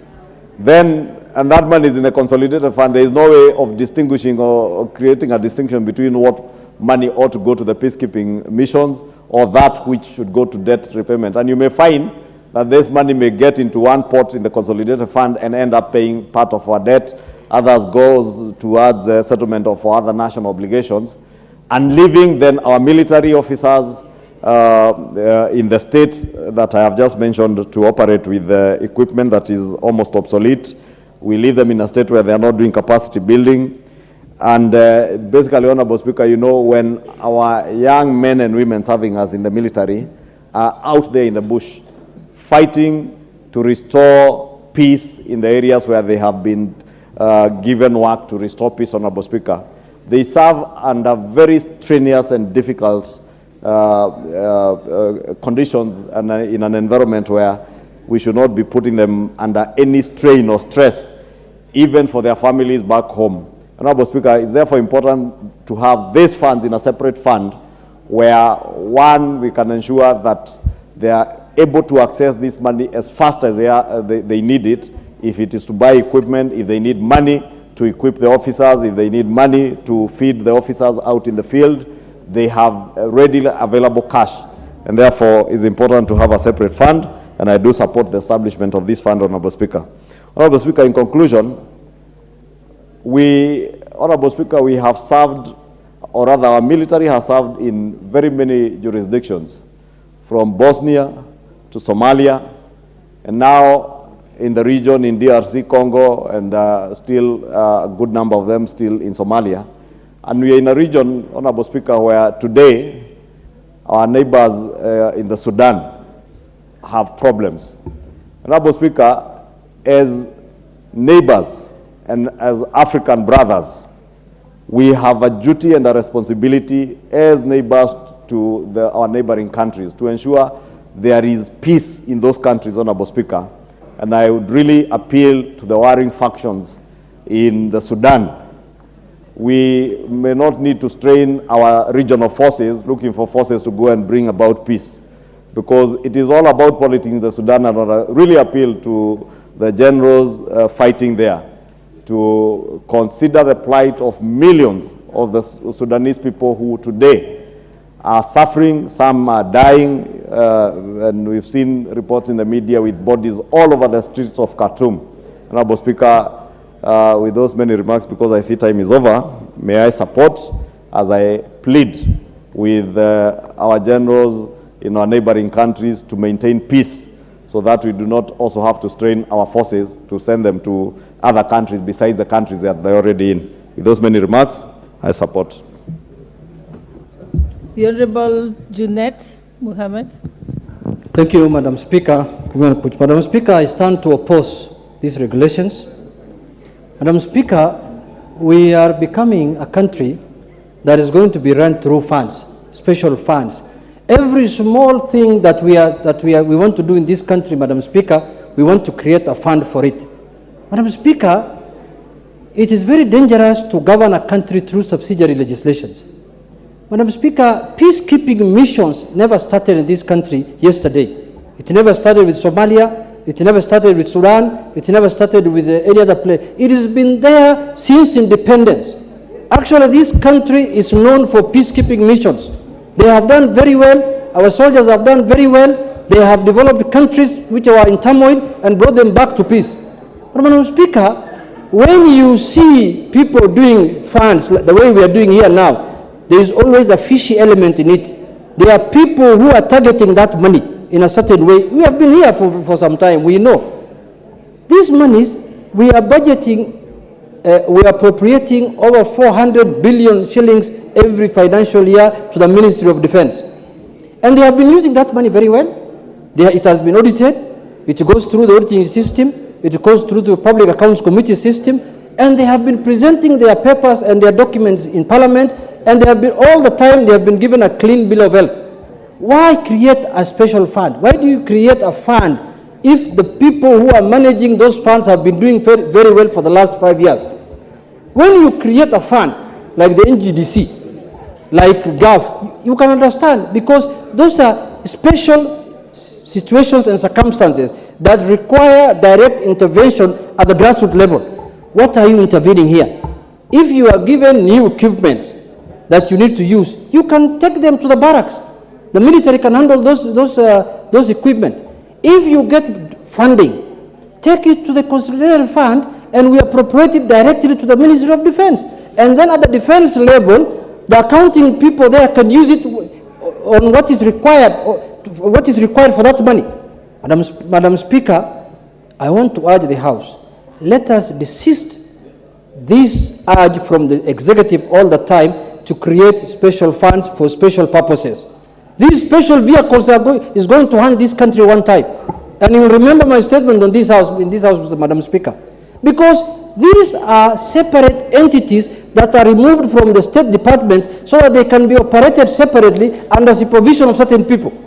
Madam Speaker, it is my humble request that let us allow the Ministry of Defense to operate as the way they have been operating for the longest time that is known. We have never seen any peculiar audit query. We have never seen any serious misappropriation of funds. We have never seen any wrongdoings in their accounts, in their books. Why should we go this way, Madam Speaker? So I want to urge the House that let us not be a country that operates through special funds. Every small thing we want to do, we want to create a special. So with those few remarks, Madam Speaker, I oppose. The Honourable Member for Kadiani, Honourable Bui. Thank you, Madam Speaker, for this opportunity. Madam Speaker, I rise to support the formation of this PFM National Peace Support Operations Fund for the Ministry of Defense. And first, I want to thank the Committee of Delegated Legislation. I'm a member of that committee. I'm also I've grown up in the military barracks of Kahawa and also waterworks. And that is why I'm highly disciplined, Madam Speaker. Madam Speaker, this is very timely, Madam Speaker, because first and foremost, the fund is not requesting for a lot of money from the exchequer. I think it is only about $1 billion. And then the additional amount will be about 6 billion. So the total amount in that fund will be about 7 billion. Madam Speaker, this is for purposes of enabling Kenya to be able to participate appropriately and properly in peacekeeping missions. Madam Speaker, historically Kenya has been participating in these peacekeeping missions, but over the years, some of our neighboring countries, much smaller than us, even with smaller economies, have overtaken us as a country in participation. And one of the reasons is because we do not have enough equipment, we do not have modern equipment. Madam Speaker, this fund will help us in the following ways. One, it helps our members of our troops, troops in the military, to be able to participate and actively get involved in peacekeeping missions. That keeps them physically fit, and it also helps them to keep abreast of modern warfare. Because, Madam Speaker, if we can keep troops in the barracks forever, and then one time, by God forbid, we get attacked by from somewhere, if they haven't been practicing, they will not be able to keep up. But now, this is one way by which we keep our troops busy, because they are constantly out there participating. Madam Speaker, when Kenya participates in peacekeeping, or any country participates in peacekeeping, there are payments that are made for two things. One, the personnel, the other one is the equipment. Now, Kenya has been benefiting from the personnel, but the money that is paid to the personnel is paid directly to the participating soldiers. So nothing comes to the government, but the equipment is also supposed to be paid for. But what they do is that they look at the quality of equipment that you're taking out there. So if the quality of equipment is almost obsolete like Kenyans is, then they will not be paid for it. So in essence, we are sending troops with obsolete equipment, and we get money for the troops, and we get almost nothing as a country. So it's important that we be able to invest in this fund. Now, Madam Speaker, Mr. Speaker, the fund also enables the Ministry of Defense, will enable the Ministry of Defense to ring-fence the money that is paid for purposes of peace support. Because what happens is that the little money that we receive as a country is received and goes to become part of the consolidated fund. That means when the military requires to procure equipment, they must go there with a budget and request. And like Majority Leader has said, many are the times when there are too many competing interests for the little money, and so they end up not getting the money back. So, Mr. Speaker, it's important that we ring-fence this by providing them with a fund so that their money can go to that fund, and whatever money that is paid, they can always be able to access it and use it and roll it over even beyond the financial year. Finally, Mr. Speaker, my only concern would be if there would be any issue of corruption.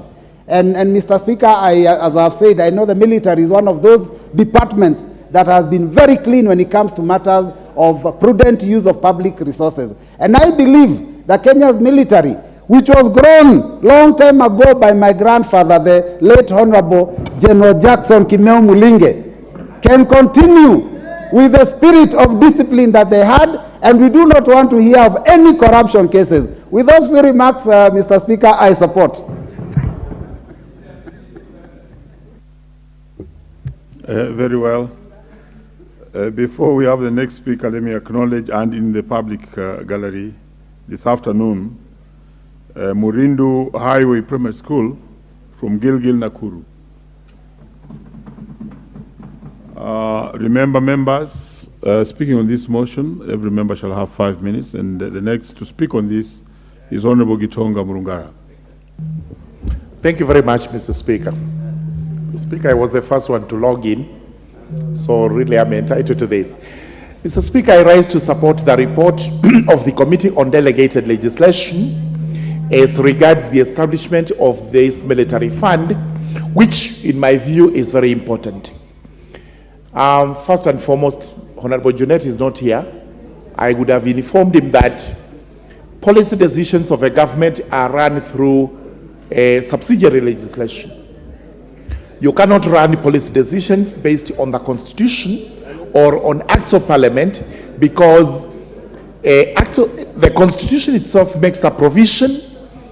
The Act of Parliament provides how that provision is to be executed, and regulations actually do now carry out how the policies of that particular provision are to be enforced. Therefore, there is nothing wrong with the provisions we are dealing with now through a delegated legislation decision to establish a fund for our military. As it has been said, our military has been involved in very many peacekeeping missions.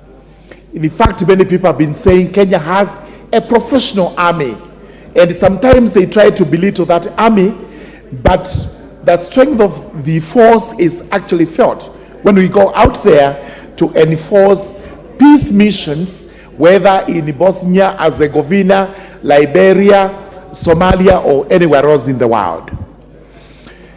Most important is the fact that there are some monies that are received from the international community as regards the peace missions we hold. And when that money goes into the consolidated fund, we have no way of ring fencing, we have no way of protecting the money so that it goes in for the purpose intended. We know very well that out there we do a good job. But as is going to be seen in the next motion we are going to debate, and I do not wish to anticipate debate, we are not doing very well in the country. Because of late, we have seen our soldiers being killed by terrorists all over. And it brings to question whether they are well equipped, whether the vehicles they are using are really military vehicles, or they are technicals, as they are called in Somalia, when they are doing their terrorist things. Let us ring fence this money. Let us avail it for the peacekeeping missions. Let's put the money into proper use. I do agree that there should never be any element of corruption, purification, or misuse of the money when it comes into this fund. This is a fund meant purely for the military.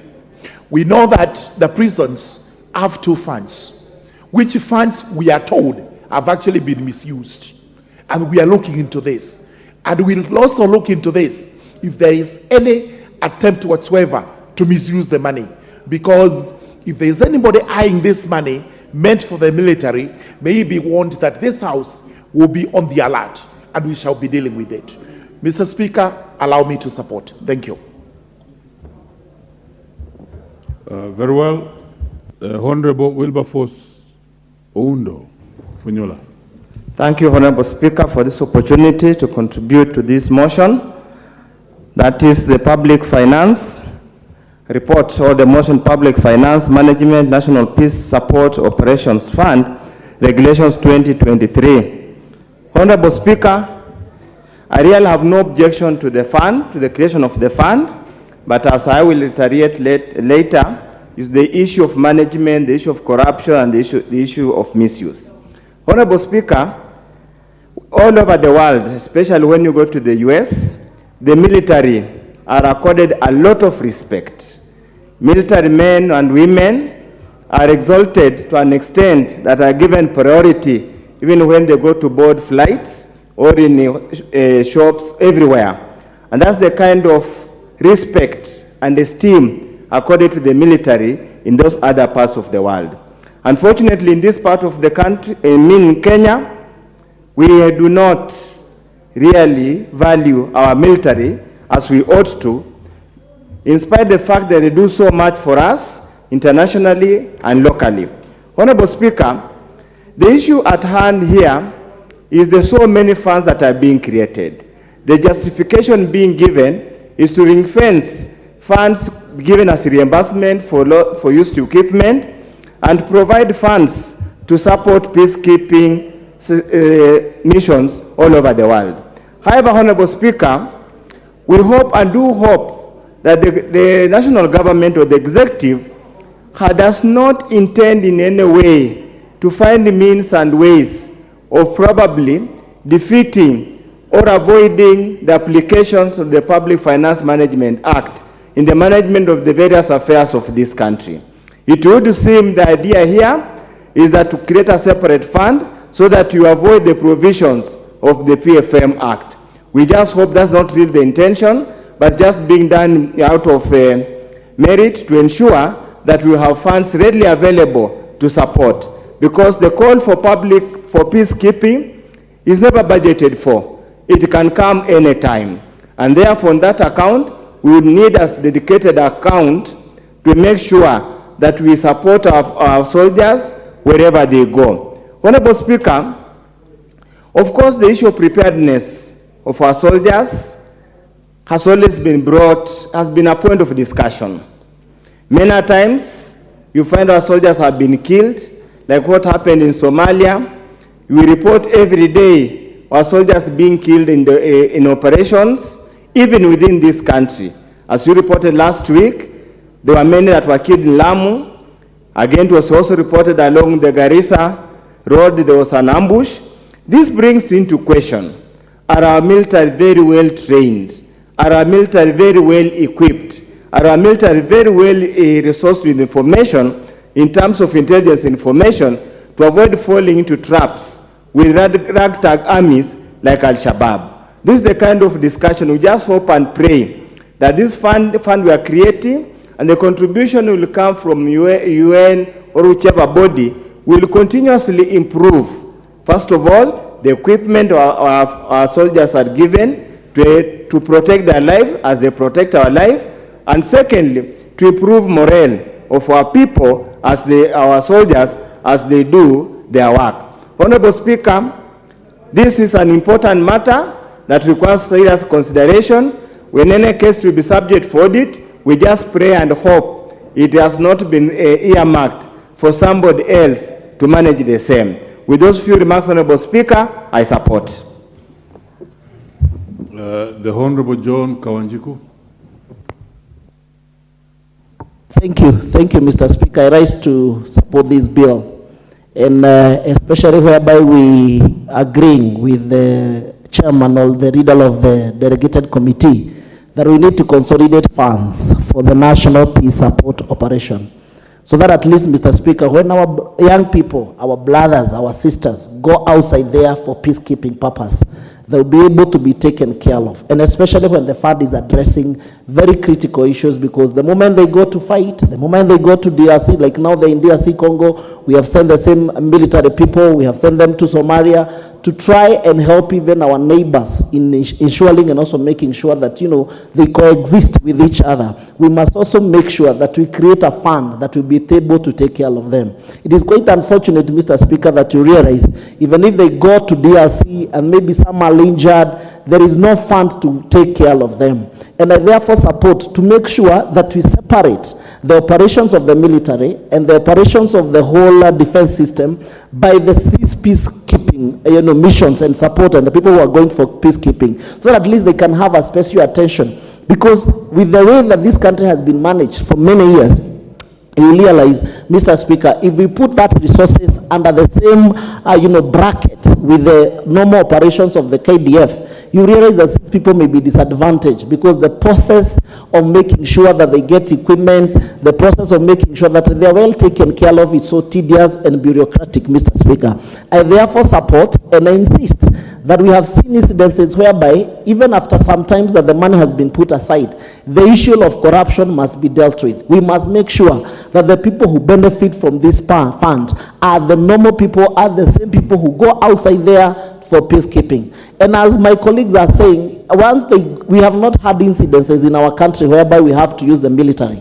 We have been having so old equipments that some even from 1990, from 1982 coup, we have not experienced any military issue within our country. So you may realize that even they don't understand, or they even don't know whether these equipments can really function in case of any external aggression within our country, Mr. Speaker. We don't know whether we have the military capability to deal with this external aggression, Mr. Speaker. And I therefore support, let these people go outside there, let them gain the experience even of how to fight the war, because in our country we haven't had those incidences. And number two, we are able to upgrade their equipments so that in any case that they go and come back, those equipment can continue to be used within our nation, within our boundaries of our country, Mr. Speaker.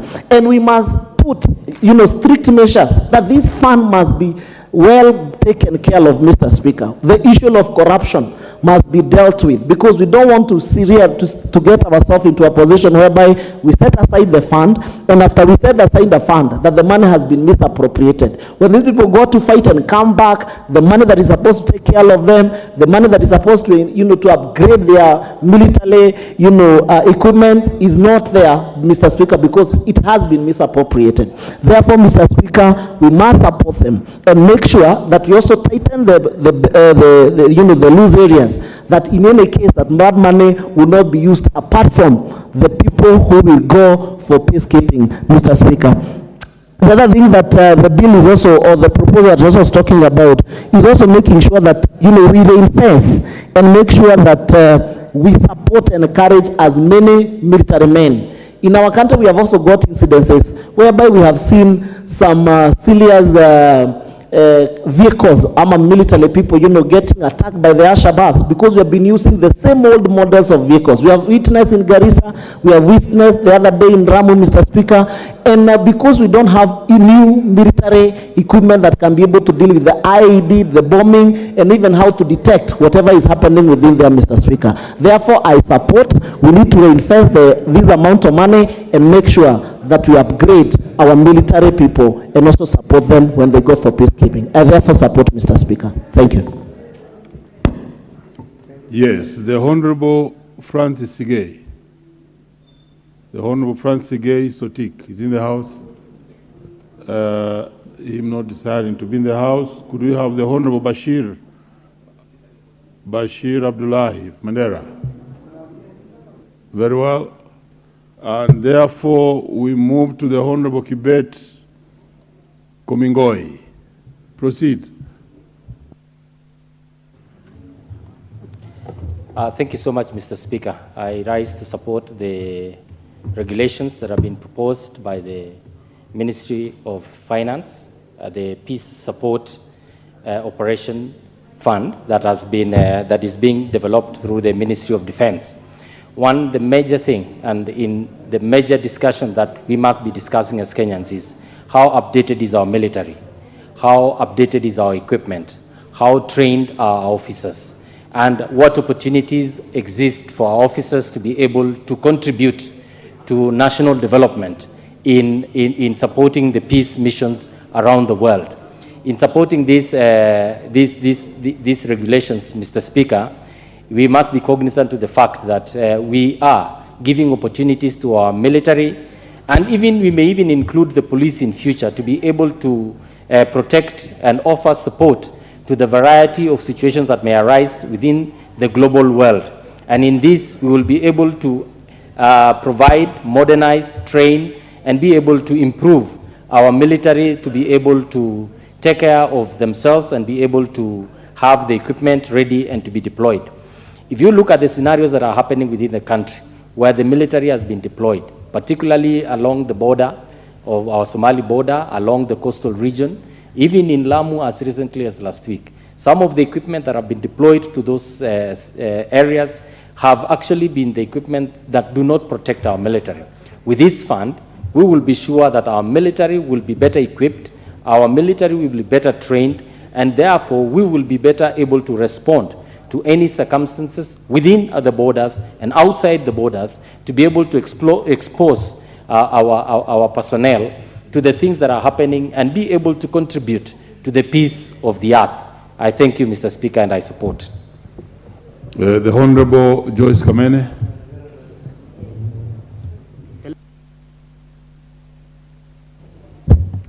Mr. Speaker, thank you for this opportunity. I wish to rise and support this motion that has been brought by the delegated legislation, where I am part of this committee. It is to support the National Peace Support Operation Fund. This fund will help provide support for the participation of our defense force in the neighboring countries where there is conflict. Indeed, we remember very well, and when we look back, how our defense and our military has been strong in the past years. But of recent, we find that the equipments that they use are just the old ones. And this fund will give them the innovation and the face that our defense force requires so that it can be up to the standard with the other countries. I am sure the lost glory that has been there will be rekindled when we are able to pass these operation funds for our military.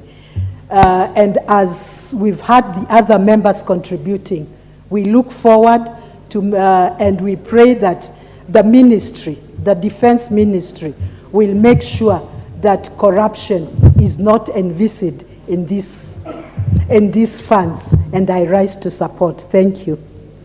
Very well. The Honorable Dikiri Mugambi. And honorable members, Honorable Dikiri, I can notice that you are not actually appearing on the screen, so check your cards if you are to speak on this. You may proceed. Thank you, Mr. Speaker. I rise to support this proposal that has been brought by the Committee on Delegated Legislation, and want to state that this is one of the best ideas that has come, and it has come the right time. Madam Speaker, Kenya is known internationally as a peacekeeping nation. Mr. Speaker, I study as the president of Good Governance and Democracy, and Mheshimiwa Kakai is the president of Peace and Security on the 12 countries that form the Great Lake Region Conference of Parliaments. And one of the items that has come up during our meetings, like the last meeting that we had in Juba, is that all the forces that are sent to DRC, that are sent to Somalia, that are sent to Sudan, they are well equipped. And therefore, from that perspective, it is my statement that we need to support this initiative of creating a special fund. There is nothing wrong with this fund. I could agree, I could not agree. The management of the fund could be an issue. But I think Kenya has reached a point where now we need to be prepared as a country against external aggression, and also when we are called upon by the international community to offer peace services, we need to be prepared. Mr. Speaker, when we are talking about peace support system, we are not only referring to the KDF, because it's our chain of other support factors that the people on the ground require. Mr. Speaker, you also know when there is a peace mission, it's a combination of KDF, regular even police services. They offer civilian support, we offer support for them. And it becomes very difficult sometimes if they are tied by the strictness of the supply chain. So it's my conviction, Mr. Speaker, that these people, they require a fund that they can directly control and account for. Mr. Speaker, I lost relatives in the infamous tragedy in Somalia. I lost 2 relatives and I lost a neighbor. And they told me this attack happens at night. And he said, the guys who were there, the people who came, they said one of the weaknesses that they have is nice night surveillance equipment.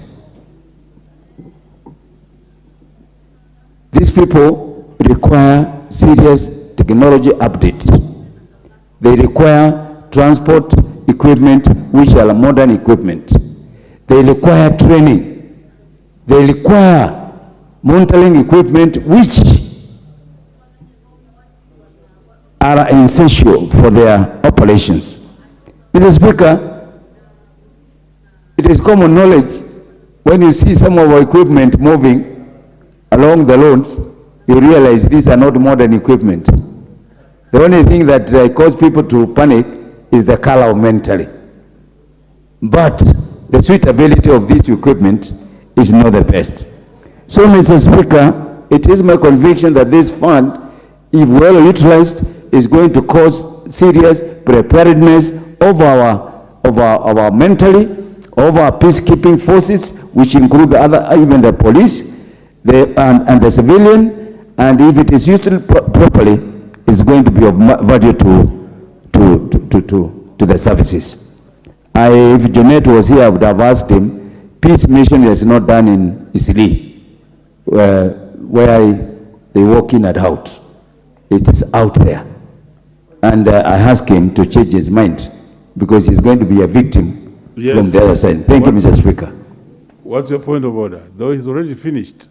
So is a member in order of trying to profile Honorable Junaid by talking about peace mission in Isli. I mean, he was giving some eloquent contribution to the thing, but is he in order now to impugn, to profile somebody who is not even here? Mr. Very well, but it's already done, and therefore I'm not sure that you are the next one. You are actually the next one to speak on this, so proceed and speak. Thank you. Instead of having a point of order. Okay. Thank you, Mr. Speaker. Mr. Speaker, I rise to support this motion on the National Peace Support Operations Fund. The most important thing is that the creation of this fund is going to help us fund these peace operations. You are aware, Mr. Speaker, that we do not budget for peace operations. These are emergency things. These are things that just come. And as a member of the nation, of United Nations and member of African Union, this country partakes in peace operations. Actually, we are the premier peacekeeping country in our region. So I support the formation of this National Peace Support Operations Fund. The second thing, Mr. Speaker, is I would like this fund not to be domiciled only in the military, because peace operations is not about only the military.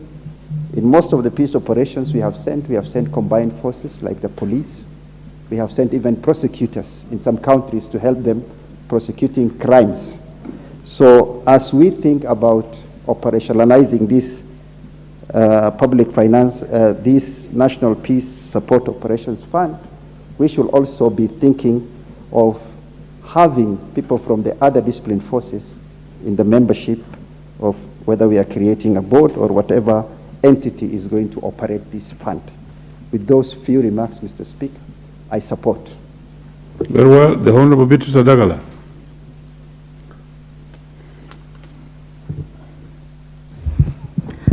Thank you, Mr.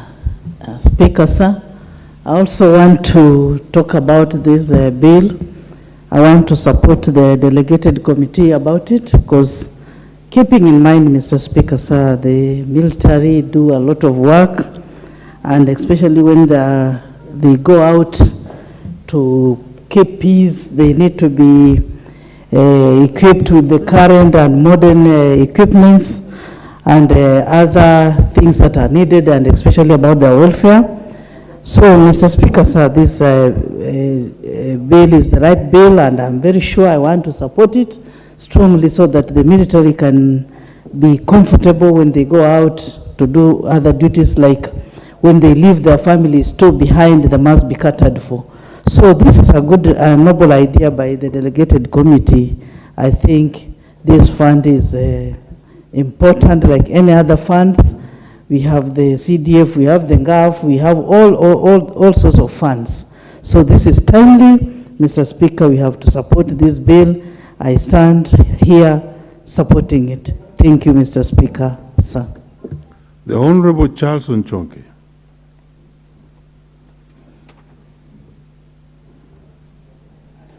Thank you, Mr. Speaker, for the opportunity to support this motion for the Public Finance Management National Peace Support Operations Fund regulations, and as published under legal notice number 58 of 2023.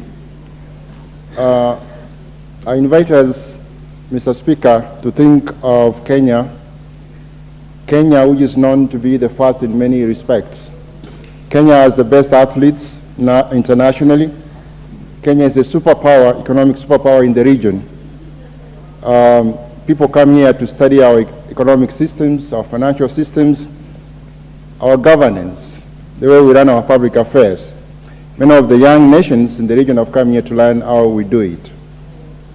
So much has been given to Kenya. So to those much has been given, much is expected. Can you think of a situation of a superpower, regional superpower, Kenya that is, call upon to discharge an obligation in a peace mission, and we say we cannot? We know that we are very good men and women in our forces. So what sometimes lets us down is the equipment, and we have an opportunity of addressing this matter. This is not the first time that we'll be creating a fund. Funds have been created. We have over 200 funds in this country, and we have the technology, we have the knowledge of putting in place systems, internal controls, and everything else to ensure that these funds are properly managed.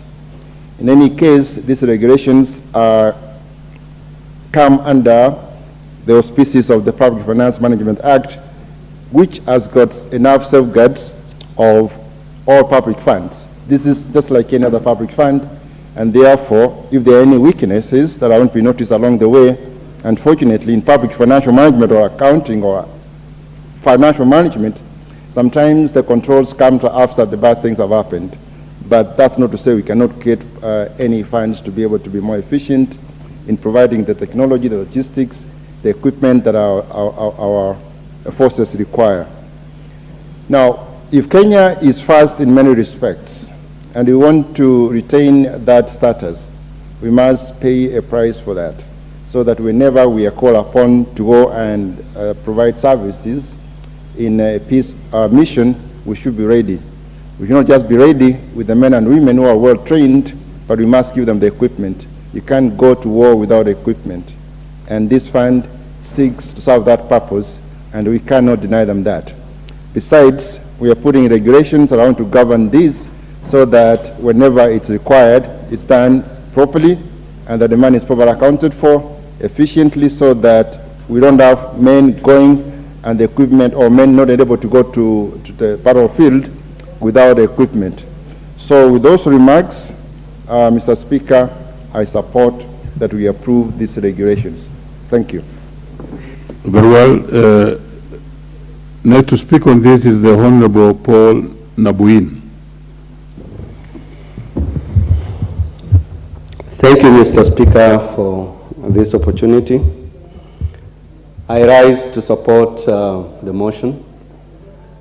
Mr. Speaker, our military has done very well in the peace missions that have already taken place. The recent peace effort in DRC, the feedback that we get from there is great to our military, because there has been a positive effort in trying to create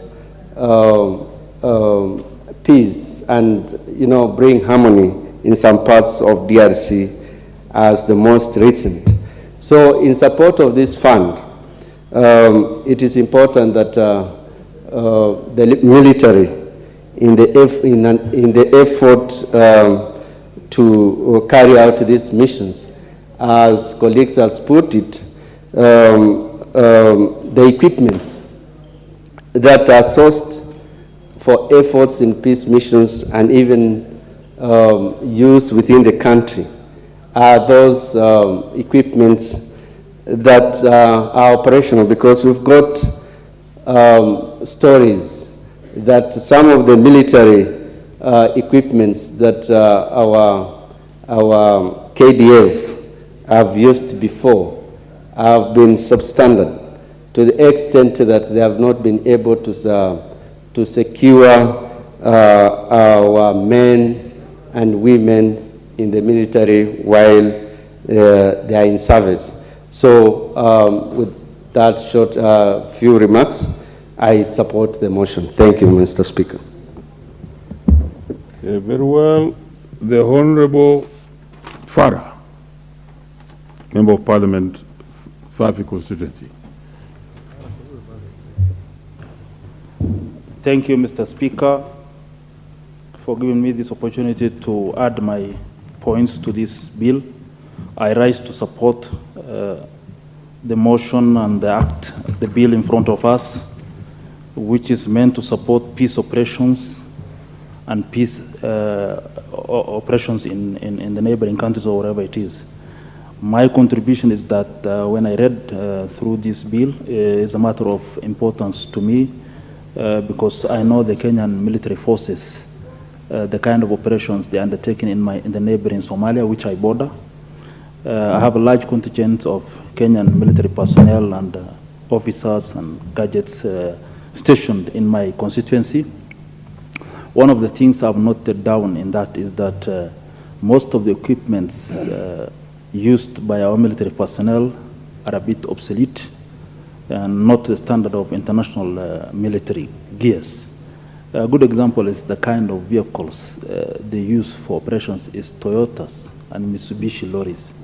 And these are not, to my understanding and what I normally see, is not the standards of international military, because most of the militaries I see is top gear gadgets and mobile operations, like they use something like jeeps and SUVs of high level. If you see even the kind of military armors and equipments they are wearing, all clothings, it's not also of the same standard. I attribute this to the fact that maybe our budgets for those operations is small compared to other countries who do military operations. What I know is that, and what I understand, because most of the boys from my area serve in these peace missions in Somalia, and you happen to hear their stories about remunerations and the gears and the operations they're undertaking. It's like they're being capped because of finances. I believe this bill will be of substance to make sure that our boys and girls in uniform will be rated highly in the world, will give a picture of real relevance and top gear level of personnel and equipments. Another thing I support this bill is, the reason I support this bill is that it's not only a mission of guns and vehicles, it's a mission of winning the hearts of the areas, of the people of the areas we are doing operation. And winning those hearts require infrastructural developments and community supports. Most of these areas in southern Somalia, for example, where Kenya operates, Lower Juba, areas deprived of simple social amenities like medical facilities, water sources, schools. If you see the international militaries, peacekeepers, when they are stationed in a country, like for example, US in Iraq and Afghanistan, though I'm not saying we'll reach that level, the kind of service they offer is not only a service of guns and military equipments, but medical personnel assistance, hospital, provisions of drugs, drilling of boreholes, doing of roads. All these require money. And our budget is still constraints. We can see what's happened. So by having a sufficient or amicable amount of money to support that, this will help us win the hearts and mind of the people in the area we are doing operations, like Lower Somalia. Also, the other things these military operations will help us is peace building itself, whereby maybe a lot of elders and communities, a lot of talks, workshops will be held in those areas to facilitate coexistence and peaceful commiserations. So I support this bill because I believe our operations in those areas, in areas we'll be doing peacekeeping, will be rendered areas of high substance, of value, and our military personnel and equipments and positions in the world will be seen as one in the same level as of standard and up-level countries like Malaysia and maybe Japan and those areas. This is where we are heading. So we left behind the issues of substandard, and where we look for support from international donor communities to support even our military, but we will be able to finance our own military operations in and outside the country. I rise to support this motion. Thank you, sir. Honorable Memusi Kanchori, Kajiado Central. Thank you, Honorable Speaker. And let me start by also adding my voice to those of my colleagues in support of this legislation by the delegated committee. Honorable Speaker, I sit in the Defense, Intelligence and Foreign Relations Committee, and I've served in that committee for a period of 3 terms. And Honorable Speaker, I must say that our disciplined forces are one of the most disciplined in terms of financial management. Honorable Speaker, and this has been seen when there is a crisis in any of government departments. For example, Kenya Meat Commission, we called upon the military to step in and assist in reviving Kenya Meat Commission. And that was done, Honorable Speaker. Honorable Speaker, this fund is one that will go a long way because the military has been responsive, not just internally, but also outside the country. Recently, we approved our military forces to go to Congo. And Honorable Speaker, this potentially strains treasury because we required about 7 billion urgently for this mission. Kenya has earned a good reputation in peacekeeping around our neighbors. Honorable Speaker, this fund seeks to release the pressure that Treasury gets whenever our gallant forces are required to intervene anywhere. Even locally, Honorable Speaker, when our military were required to support our police forces in the north. Honorable Speaker, if this fund was in operation, we would not have been straining Treasury. Also, Honorable Speaker, when the UN is giving us as a country money for peacekeeping mission, this money is sent directly to Treasury. And Honorable Speaker, we are aware that the country is straining financially. So when such monies are received, you find that the government has to prioritize, and that money is put where there is immediate need. So, Honorable Speaker, I rise to support this fund. The military have proved their financial prudence. They have never been brought in bad repute. The money that we allocate them as a defense committee has always been put into very good use. I support. Thank you. The Honorable Kuria Kimani. Thank you, Honorable Speaker. Honorable Speaker, I rise to support this motion on the consideration of the public finance management, the National Peace Support Operations Fund regulations of 2023. Honorable Speaker, all the speakers that have spoken before me talk about the accolades of our disciplined men and women. We talk about how our defense forces is one of the most celebrated forces in the world because of their efficiency, of their discipline. We have seen quite a number of, say, scandals happening in other sectors of our human resource in this country, but very little, if any, in our Kenya Defense Forces. But maybe we need to ask ourselves, would they say the same of their living standards, of their working environment, on their remuneration, on the equipment that they use at work? Or do we just have very good human resource, but without elaborate decision and putting resources to making sure that these great men and women have the most conducive work environment? And that is therefore why the operationalization of this fund cannot come at any more handy time in this country, Honorable Speaker.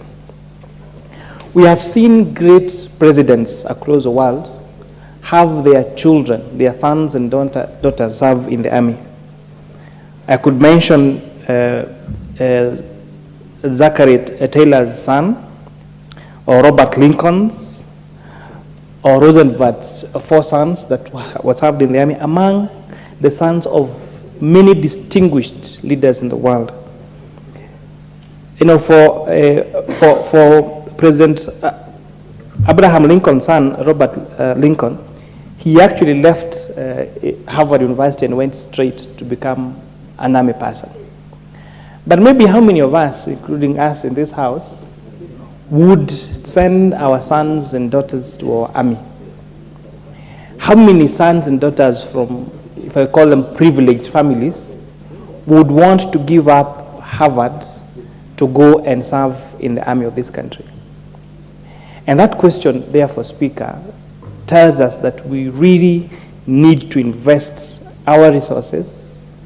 These are in our Kenya Defense Forces, making sure that they live a good life, that they have a good working environment at their workplace, and to make sure that we avail the best resources in terms of equipment at their disposal for the operations.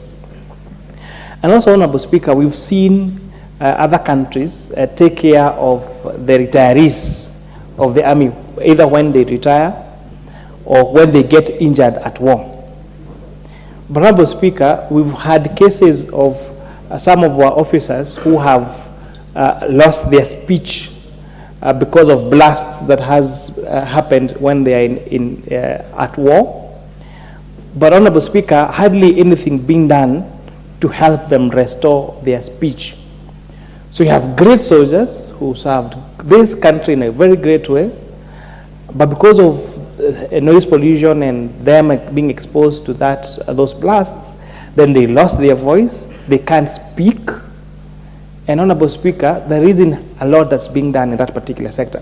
What you've seen is an attempt to recruit speech therapists in the army, but those speech therapists that work at the KDF hospital are the lowest in cadre in terms of their job group. And therefore, we've not been able to get or to attract the most qualified speech therapists to help these wounded soldiers to recover their speech, Honorable Speaker.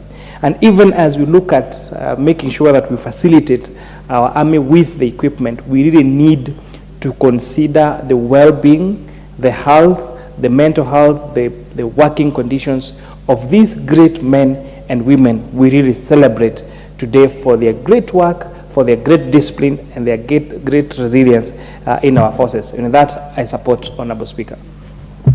The Honorable Agnes Pareyo. Thank you, Mr. Speaker, for giving me this opportunity to support this motion on setting aside funds to support our troops that take care of our country from outside, and they also need to compete with the rest of the country. So I find it important that it is important for us to have funds that are going to be set aside for the sake of buying equipment for our troops. Because there is no way we can send them out there and they don't have equipment to compete with the other troops outside there. And we not only need to look at the forces outside, we also need to look at our military troops here in Kenya. Because we also want to make them comfortable. Because if they cannot take care of our boundaries here in Kenya, then we find that our enemies will get a way of penetrating and coming to our country. So I think it is important for the funds to be set aside to make sure that the troops that go outside for peacemaking missions are comfortable and have all the equipments that they need. Because we hear so many stories, and these are stories that are sad. When we lose our people because they miss or they lack equipment that can protect them, then I think we shall be failing as a country. So I stand to support. Thank you. Honorable Paul Biego. Honorable Paul Biego is in the House. In his absence, Honorable Kimei.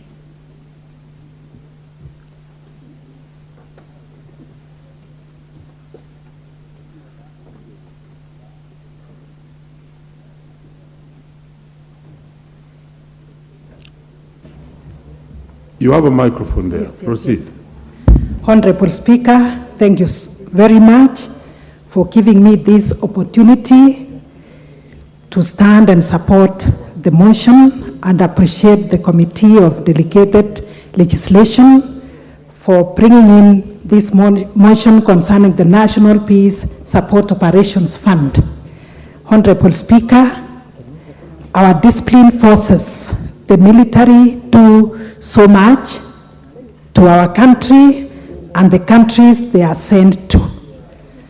Honorable Speaker, they protect the civilians, they actively prevent conflicts, they strengthen security, they do so much.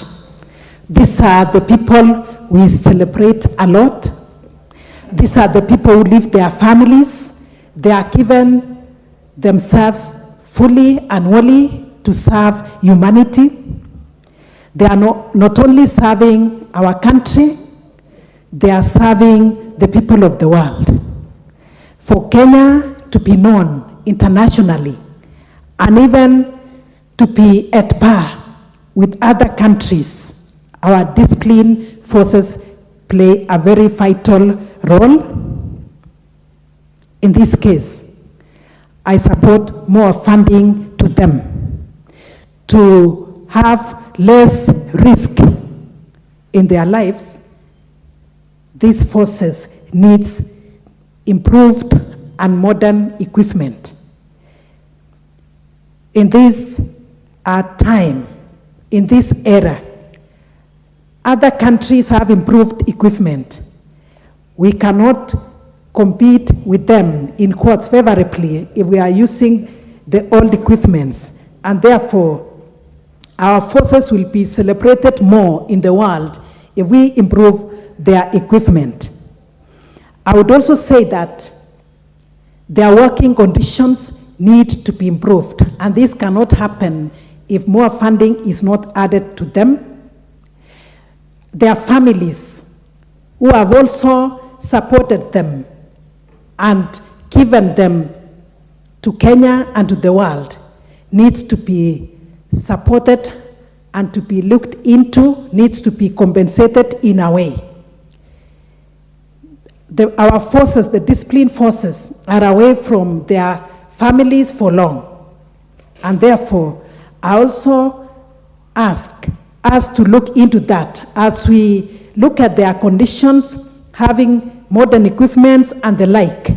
Let's also have part of this funding go to their families. And this one can only happen if their remuneration is improved, if their living standard is also improved. Honorable Speaker, when our forces are out there, as a woman, as a mother, I know their families are not at peace. They live in fear of the unknown and sometimes of the known. But when they have modern equipment, they feel that they are more safer. And as we continue praying for them, I pray that our troops be supported fully. And I cannot miss to say, Honorable Speaker, that the funding that today we are saying should be added, should be used prudently. Any form of corruption, we say no. But I know this ministry actually works hard, and whatever is given to them, they use it wisely. With that, Honorable Speaker, I support, and I believe with more training and adding capacity, they will be able to represent us well in the world. Thank you, Honorable Speaker, for giving me this opportunity. With that, I support the motion.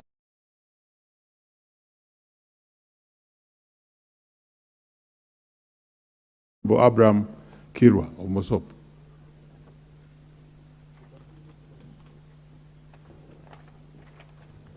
Thank you so much, Mr. Speaker, for giving me this opportunity to support this mission on National Peace Support Operations Fund.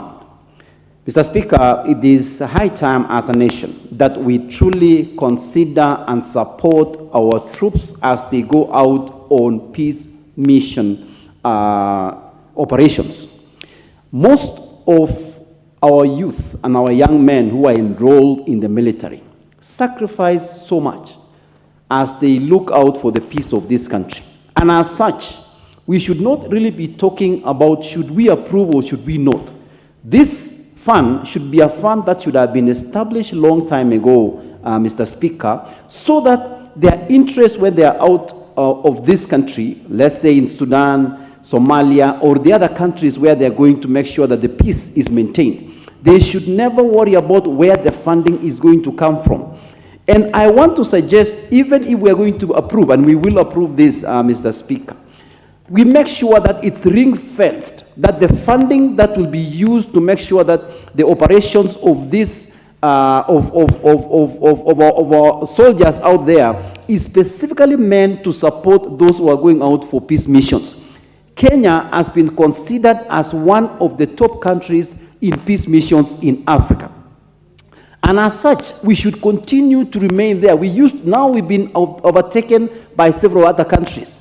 Kenya has fallen from #1, that it used to be the #1 country in peace mission keeping, to now we are about almost 7, 8, or 9. So as such, Mr. Speaker, I support this motion that we should approve the funding to allow our troops to be well prepared, to make sure that we have the up-to-state equipment that is going to help them to stand out there, and to make sure that they will never worry about the funding. I know that the United Nations has continuously supported, but for some reason or another, they have delayed. Order. Honorable Mwafrika, what's your point of order? Mr. Speaker, I rise on a point of order 95. Since all members are in support of this motion, that you can call the mover to reply. Very well.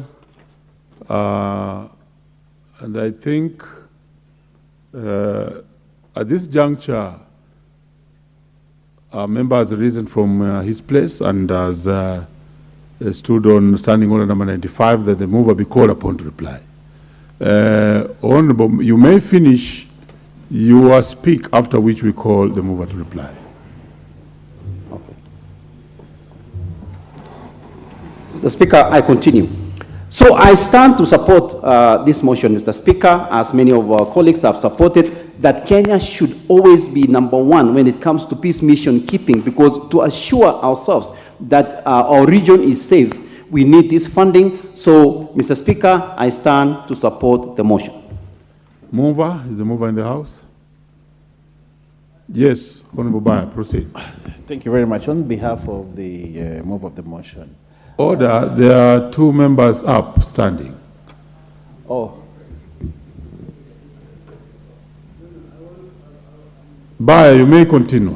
Yes, thank you very much, Honorable Speaker. Honorable Speaker, these regulations as tabled in reply are important regulations that will give our peacekeepers an opportunity to be able to operate and be aided and be given funds as money is available. As you know, Honorable Speaker, that a lot of what we have, operations of government, are by the Public Finance Management Act, which sometimes may restrict usage of funds because of the tight procedures that are involved. But these regulations allow our peacekeepers, allow our soldiers, allow those who have fallen, allow those who have been injured, and allow those that are going on missions to be considered for financing. And therefore, Honorable Speaker, I would like to reply and request that this House approves these regulations. I thank you, Honorable Speaker. Thank you. We shall defer the question, putting of the question on that matter until the next session. But honorable members, the time now being 5:31, remember the Honorable Speaker did approve a motion by Honorable Member Bernard Kitur, MP, on adjournment on a definite matter of urgent national importance regarding the insecurity in Lamu. Is the Honorable Member in the House, Honorable Member Bernard? You have 10 minutes to move. You will have no seconder, and every member speaking on this motion will have 5 minutes. You may proceed. Thank you very much, Honorable Speaker. I would like to move the motion to adjourn on a definite matter on urgent national importance regarding the insecurity in Lamu.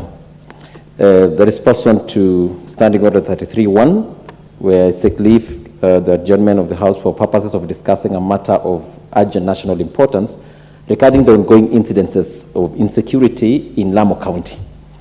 Mr. Speaker, we've been witnessing desperate attacks of suspected terror groups and clandestine armed gangs in certain parts of the country, particularly in Lamu and Garissa counties. Recently, innocent residents of Salama and Juhudi villages in Lamu were treated to heinous and brutal attacks that have sincerely caused anxiety and that have gripped Kenyans at large with regard to the safety of the country. These terror groups also attacked KDF forces, and I would really say probably the security forces, using IEDs. Honorable Speaker, we just got some of this information through the media and alternative sources as well, of about 5 or more locals who were killed in the same attacks. And therefore, Mr. Speaker, I rise to first of all sincerely condole with the families of those who lost their loved ones, of the police officers or security officers, through these cowardly, heinous acts. Of course, I would like to also stand in to also condole with the families of those who are now agonizing, those who are broken families, of course, those who have been injured, those who are in hospital, those who are now suffering emotionally, psychologically, the children. The family units have been broken. And therefore, as leaders of this country, it's important that the people of Lamu and the other regions who are going through such pain to know that as leaders and as leaders of this country, we feel their pain and we condole with them. Secondly, Mr. Speaker, I would like to appreciate, first of all, the work that the government has been able to do in regions that at the earlier part of this year, particularly in the North Rift, where there was serious banditry, but the government has been able to contain it to a greater extent and bring in development in those regions. And I feel what is now happening in Lamu, as we urge the government to really now put its foot in those areas, because the effect and the impact of these heinous, cowardly acts by these terrorists has really affected the economic development or the ongoing development activities in many parts of Lamu. Equally, even the education and the social lives of the people in that region have seriously been affected. And therefore, it is important that we also, as leaders, as a government, as our government also takes this a bit seriously, because we are made to understand that as we speak right now, there are many internally displaced Kenyans in that part of the region, in a number of villages, who are now living in the schools that are there. I would like to appreciate the fact that we've had the government's presence in that place. However, when we saw some of those gory pictures of IED having exploded on vehicles that the security officers were using, it is our wish that the government invest more in armored vehicles in those particular areas when they are doing their continuous surveillance on those places where they are a bit porous. Mr. Speaker, I would wish as well to implore that not only the armored vehicles, but any other very important armaments that the security forces that are working in that areas be supplied with, so that we do not see what we've been witnessing of the recent past on those officers who are really injured using the IEDs. As I engaged also the people from those regions, Mr. Speaker, one of the greatest concerns is that there is need for government to also focus in development in the Lamu East and Lamu West. This is because most of these attacks that happens on IEDs, they happen not on tarmac roads. They happen in those roads that are, they are earth roads, where these people are able to implant these deadly devices just to cause terror and horror amongst the people. But of course, they won't win. There are other issues also that came up, Mr. Speaker, in my engagement with some of those people who are on ground, which I would wish to also highlight: the issue of several lands in the part of Lamu that have absentee landlords, huge tracts of land. In 2014, there was title deeds that had been revoked, but somewhat they were returned back. So there are huge tracts of land that are being developed because the landlords are never present in those places. I think this is an area that the government needs to look into so that we have development in those areas. Lastly, or as I continue, Mr. Speaker, there is the need for government to also bring into those places the NPRs, the police reservists, to train locals in those places to be able to protect themselves so that we are safe from the response by government when they have immediate attacks. The locals are able to protect themselves when they are faced with such unexpected attacks as has been happening of recent.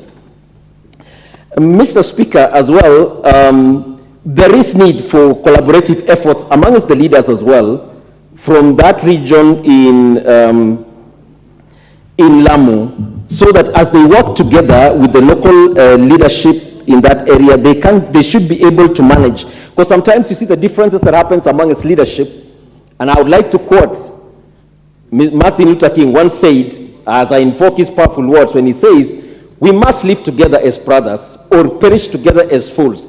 And in the end, we will remember not the words of our enemies, but the silence of our friends." In that regard, I would like to implore the leaders who are in Lamu to come together with the security agencies so that we do not have leaders they're having push and pull instead of facing this one enemy that has come to create and destabilize the communities in that part of the region. Therefore, as I will be coming to an end in this, giving my last view on this matter, there is also the need that the locals in that place have been talking about the land demarcation.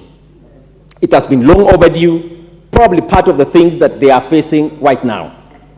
I want to also implore the government to support the internally displaced people who are now grouped themselves in schools and provide them with the basic needs and support them.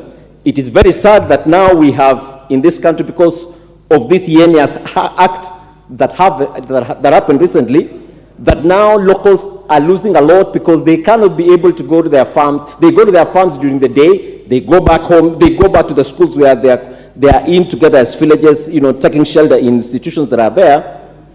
And you find that at night, they claim that animals who are not being now tended go to their farms and destroy their livelihoods. In the bottom line, Mr. Speaker, I want to castigate completely this cowardly act and encourage the government to move in speedily to protect the people in that region and have a bigger collaborative efforts amongst the security teams to be able to protect the people of Lamu through those porous borders that are in those places. The government has been able to handle this before. We had terrible attacks in the past.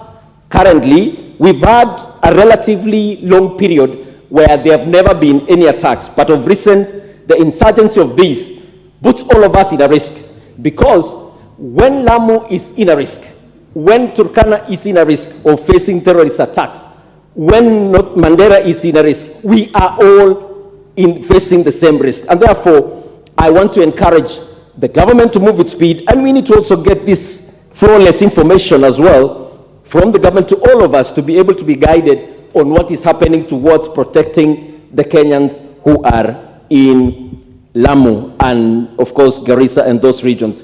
Last but not least, I want them to stand and,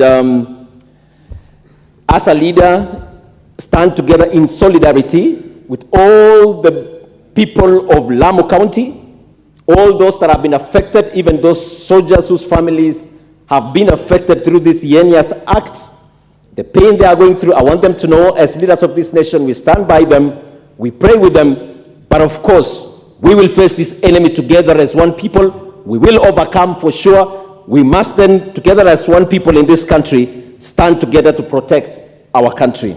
Thank you very much, Mr. Speaker, for giving me the chance, and also that we can be able to ventilate together on this matter of national importance that is affecting all of us. And we are sure that as we work together as one country, we have been able to overcome several feats. In this one as well, we will surely overcome. Thank you very much, Mr. Speaker, sir. Very well. To have the first bite on this is Honorable Peter Salasia. Speaker, as I just want to also to contribute on the motion that the Honorable Member has brought here in front of us, in front of the House. And indeed, I just want to pass my condolence to the family of the young people who lost their lives there in solidarity in keeping peace for this country. And indeed, it's very painful because in most cases, the people that you will find being the victims of such attacks that happens are the young people, more so the people who have just joined the service, maybe not even more than 1 year. And I think it's very also high time that as a ministry, they must also have to give guidance that before they send our young people in those hostile areas, they have also to check on the experience and on how they can handle such a matter.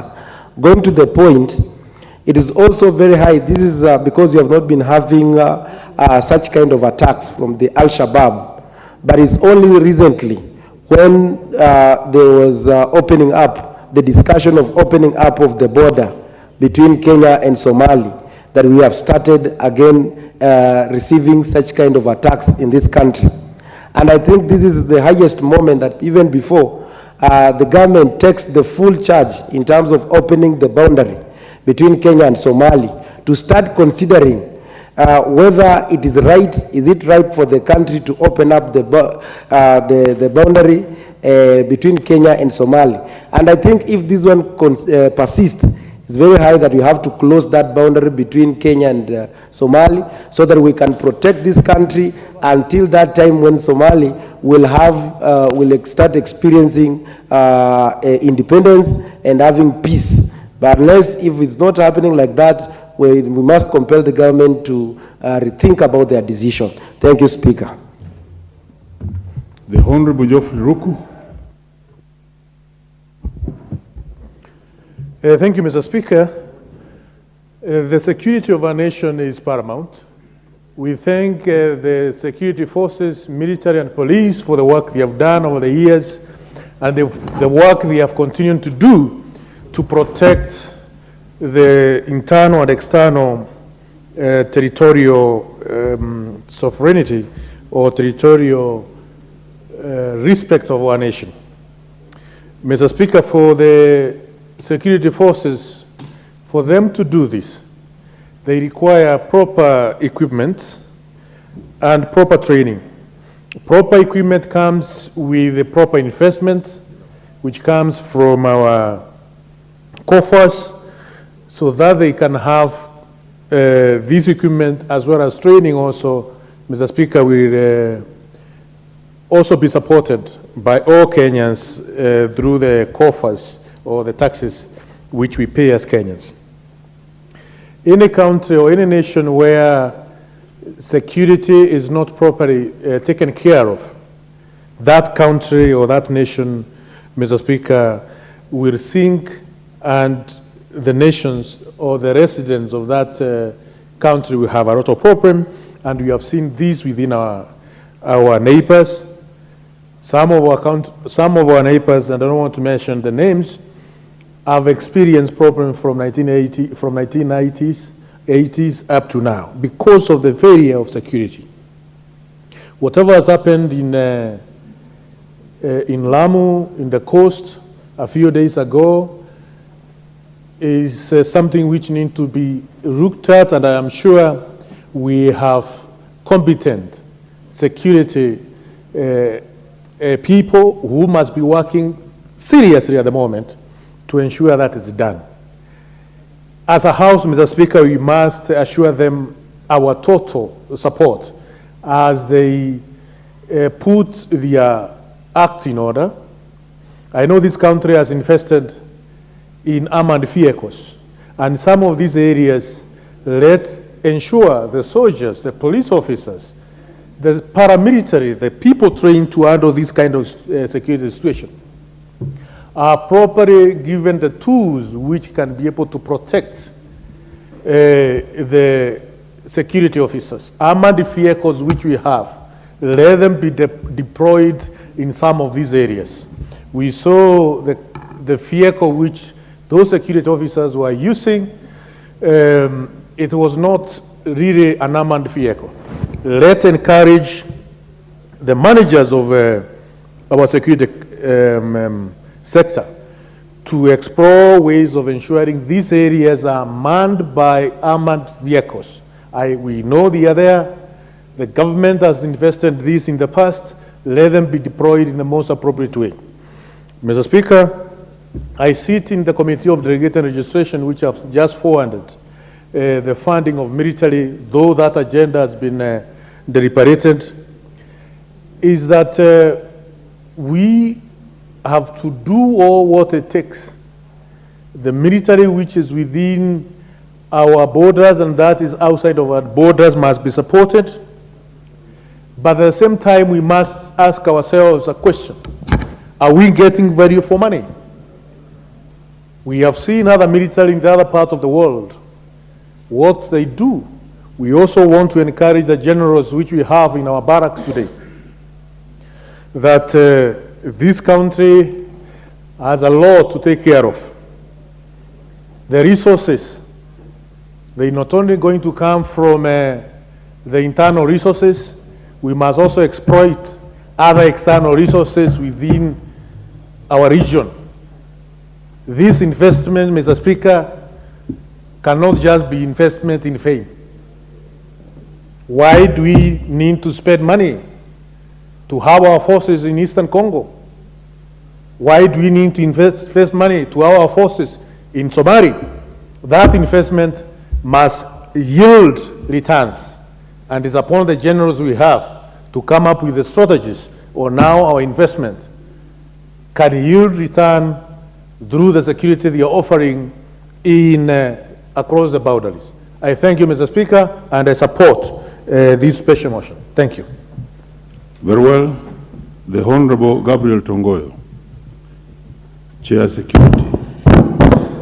Thank you, Mr. Speaker, for giving me this opportunity to add my voice to this very important motion. Mr. Speaker, from the very onset, I want to appreciate my colleague MP for Nanthill for bringing up this very important motion to the House so that members can able to discuss and ventilate on a matter of grave national importance as such as this. Mr. Speaker, as you are aware, I am the chair of Administration and National and Internal Security. and this is a matter that is quite much known to me.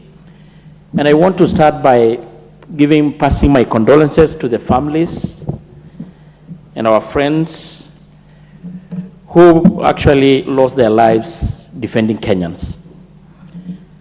And at the same time, I want to congratulate our security officers and personnel wherever they are, both those who are operating locally and in the regions, for continuously working day and night to keep Kenya safe. Mr. Speaker, it's true, we had the incidents of insecurity and terrorist attack in Lamu and even some other pockets of northeastern part in the recent past, in a place known as Salama Village in Lamu West. The official data, as it is, we had lost about 22 Kenyans, including 4 KDF and about 7 civilians, those at least who are recorded, and other members of the NPS and our general security agencies. It's good to note that we have been having what we call a multi-agency operation in Lamu, Mboni Forest, for quite some time now, which the government of Kenya has been putting resources to ensure that we manage our borders and the volatile areas, such as Lamu. Mr. Speaker, it is very regrettable that such an incident has happened, but I want to report that ever since the minister in charge for the security, Honorable Kindiki, had visited the area severally, and there is a lot there's a lot of positive improvement. The situation as it is calm for now.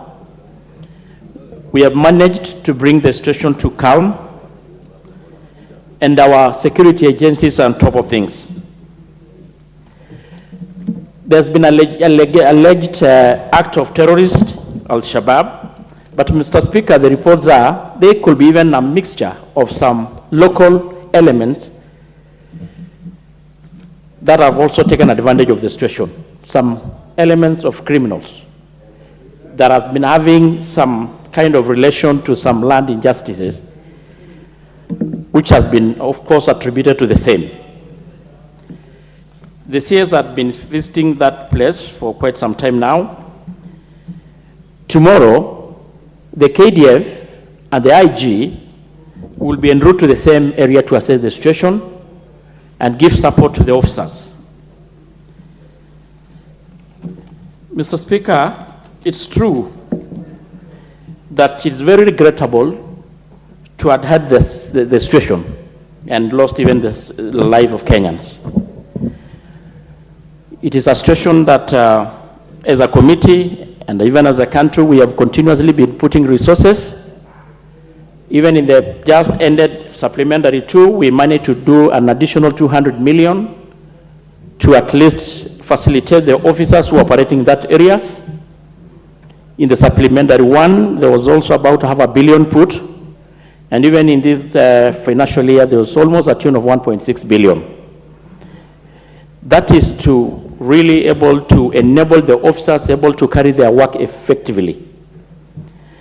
As we really regret this incident to have happened, we should celebrate that even the situation in the North Rift, which was equally a very sad situation, has really improved and even can be attested by the majority of members who come from such regions.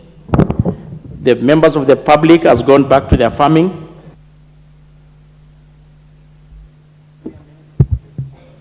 Give Chair 1 minute. On behalf, I want to assure Kenyans that the government is on top of it. The situation as it is for now is calm.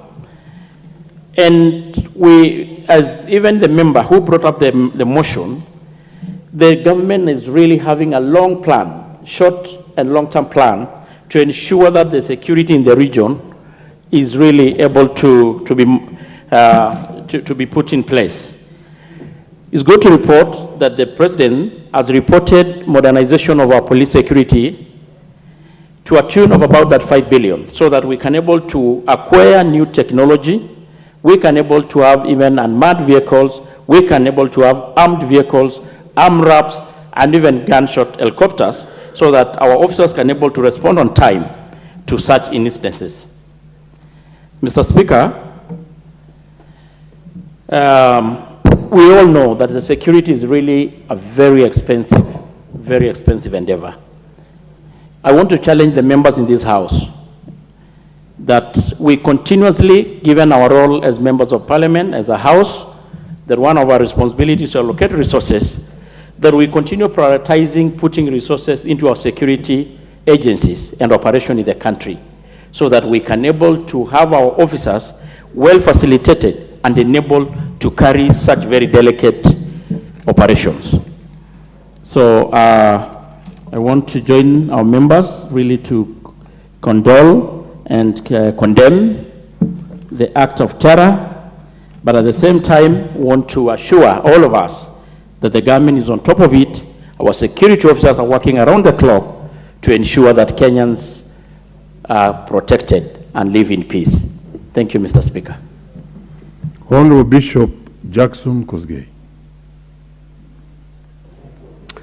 Thank you, Mr. Speaker.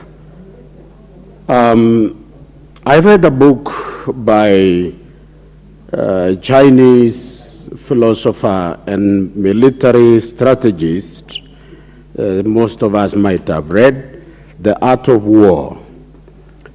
He said, and I quote, "Strategy without tactics is the slowest route to victory. Tactics without strategy is the noise before defeat." End of quote. National security is the ultimate responsibility of the national government. This we cannot overstate it, Mr. Speaker. But I think a time has come that patriotism, every citizen in this country has the responsibility to secure our nation. In most cases, some of the very dangerous threats to our country comes from without and across our borders.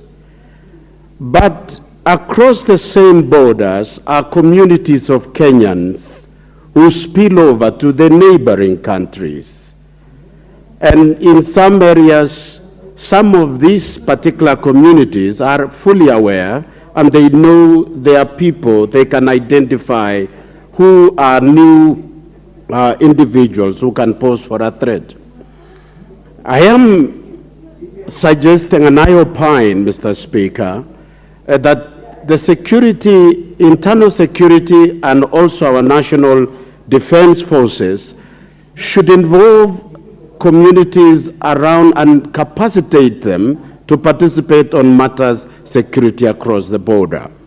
We have, for example, in the border we share with Tanzania, we have the Maasai community spilling over onto the other side.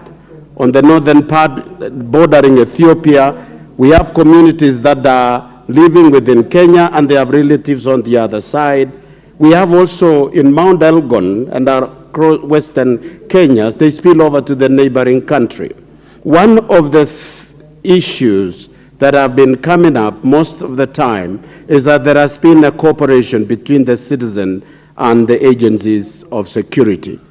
I wish, as we condole with the families that have lost their loved ones because of these attacks, that we remind ourselves that we need to revisit our strategy and employ better tactics as we manage insecurity in this country. We know Kenya is a free and warm country in terms of relationship and welcoming in the region. I think it is time, Mr. Speaker, that we take a moment and take the issue of security more seriously in order to secure our borders and our communities in this country. Thank you, Mr. Speaker.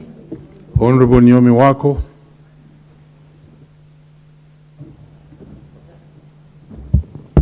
Thank you, Mr. Speaker, sir, for allowing me to add my voice to this very important motion as I also thank the honorable member who has brought it with a lot of passion to all of us. Mr. Speaker, sir, this is a motion that needs our support because of what is currently happening. And we know very well that for the last few weeks, we've lost a lot of, or quite a number of our soldiers who are fighting on our behalf. And it is important for us to know that when we send our troops to these areas that are quite dangerous, they have sacrificed a lot. And again, it takes a lot of passion from them and patriotism. Order. Honorable member, you are crisscrossing the floor. Just go back. In fact, and you did it twice. Let him go back and just do the correct thing. Let him proceed back, honorable member who's on his feet. Go back and just come back to the house in an orderly way. Please, please. Don't crisscross the house. This is a house of rules, order. It's not a marketplace, please. Thank you, Honorable. You may proceed, Honorable Nyomi. Thank you, Honorable Speaker. And I was saying that our troops, when we send them to some of these areas, it has taken them a lot of courage and sacrifice, and some of them have young families, and they're exposed to a lot of danger. They leave their families when they are not sure of coming back, and as a result of that, many children have been orphaned and young women have been widowed. Mr. Speaker, the only thing that we can now say at the moment is to condone with the families that are affected and also request the government to give them all the necessary support that these families need. Number one, they are psychologically traumatized, and so they need some counseling and better support. And even when we send them, special grants should be put aside so that in case of anything, the families can be attended to urgently. And as we release them, the type of equipments that are used, Mr. Speaker, sir, especially the vehicles that they use, you know, your enemies always look at your weak areas and they capitalize on that. And of late, they have realized that even the vehicles that our troops use are not maybe strong enough. And so, majority of them have lost their lives while they are going to serve Kenyans or to give service to where they are. And so we should be ready. I'm glad that the chairman has reported that in this budget and in all our budgets, they have been considered. But it is my prayer that even going forward, enough budget will be set aside so that we can be able to take care of our soldiers. Mr. Speaker, Article 27 says every person has equal right before the law and have equal opportunity, meaning that even the soldiers have equal right to life and they need to be protected. As they protect the lives of others, they are also supposed to be protected. And that is the responsibility of our government, and it is high time that Kenyans change their tactics and see how best we can protect our troops within and without the country. Mr. Speaker, sir, currently the families suffer in different ways. Special consideration should be done for the families, and especially the young women who are widowed and the orphans who are left behind by these heroes. I support. Thank you. Honorable Tindi Mwale. Asante sana Bwana Spika. Bwana Spika, pia mimi nachangia katika hii mada ya ukosefu wa usalama katika Lamu County. Bwana Spika, utapata ya kwamba wakati hakuna usalama katika eneo lolote, tutapata ya kwamba ni wamama, watoto na vijana ambao wanateseka zaidi. Kwa hivyo Bwana Spika, naanza na kushukuru mwenzangu ambaye ni mbunge kutoka eneo la Lamu kwa kuleta hii mada na hii mswada ya kuongelelea maneno ya usalama katika kaunti yetu ya Lamu. Na sio Lamu peke yake Bwana Spika, usalama haupo katika nchi ya Kenya. Kuna maeneo mengi katika nchi yetu ya Kenya ambayo imeonekana ya kwamba watu wanateseka, wengine wanapoteza maisha, wengine hata wananajisiwa.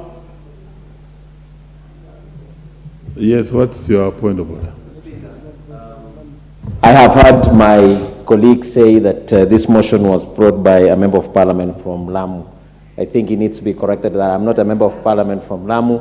I'm the member of parliament from Nandi Hills. So, yes, so... You may proceed, Honorable Tindi. Nilimaanisha Nandi, ni vile yeye alisikia Lamu. Sorry, lakini sasa nimerudia, ni mbunge kutoka Nandi County. Asante sana kwa kurekebisha haya. Bwana Spika, nikiendelea, utapata ya kwamba kwa sisi kupata ya kwamba uchumi unaendelea katika nchi yetu ya Kenya, lazima tuimarishe maneno ya usalama. Kwa sababu usalama kama haupo, hata shule wanafunzi hawawezi enda, wanabiashara hawawezi fanya biashara. Utapata mambo mengi yanazungukwa na usalama ambao unafaa uzingatiwe na serikali. Bwana Spika, utapata tuko na vifaa katika idara yetu ya polisi, tuko na vifaa katika idara yetu ya jeshi. Hizo vifaa za vita zimenunuliwa na pesa ushuru ya wananchi. Kwa nini Bwana Spika hizo vifaa zisitolewe ziende huko Lamu ama mahali popote Kenya ambapo kuko na insecurity ile ukosefu wa usalama? Hizo vifaa zitumike kulinda hao wananchi ambao wanalipa ushuru. Bwana Spika, Bwana Spika, tuko na wanajeshi wa Kenya ambao wamepelekwa kulinda huko Kongo. Tumeona juzi kwa vyombo za habari, serikali ya Kongo ambayo inaongozwa na Rais Tshisekedi hawataki hao wanajeshi wakuwe huko Kongo. Mbona usirudishe wanajeshi wa Kenya tuwatume hapa Lamu walinde wananchi wa Kenya na watulindie usalama? Kwa hivyo Bwana Spika, mimi naunga mkono ya kwamba usalama katika kaunti ya Lamu uzingatiwe, na mahali popote ambapo hakuna usalama katika nchi yetu ya Kenya iangaliwe ya kwamba usalama unanawiri, na pia wananchi waishi wakijua ya kwamba tuko na vijana wetu, tuko na wanajeshi na polisi ambao wamepewa ile itikadi ya kulinda maisha na vifaa na kila kitu ambayo iko katika nchi yetu ya Kenya. Kwa hayo machache Bwana Spika, mimi naunga mkono hiyo mswada. Asante sana. Very well. The Honorable Member for Wajir South, Mohammed Ado. Thank you very much, Mr. Speaker, for this opportunity. From the onset, I would like to send my heartfelt condolences to the families of our gallant soldiers who died while defending our land. This menace of Al-Shabaab, the armed groups that are wreaking havoc not just in Lamu, but also in northeastern Kenya, where we've seen attacks in Mandera, Wajir, and Garissa counties in the past few weeks.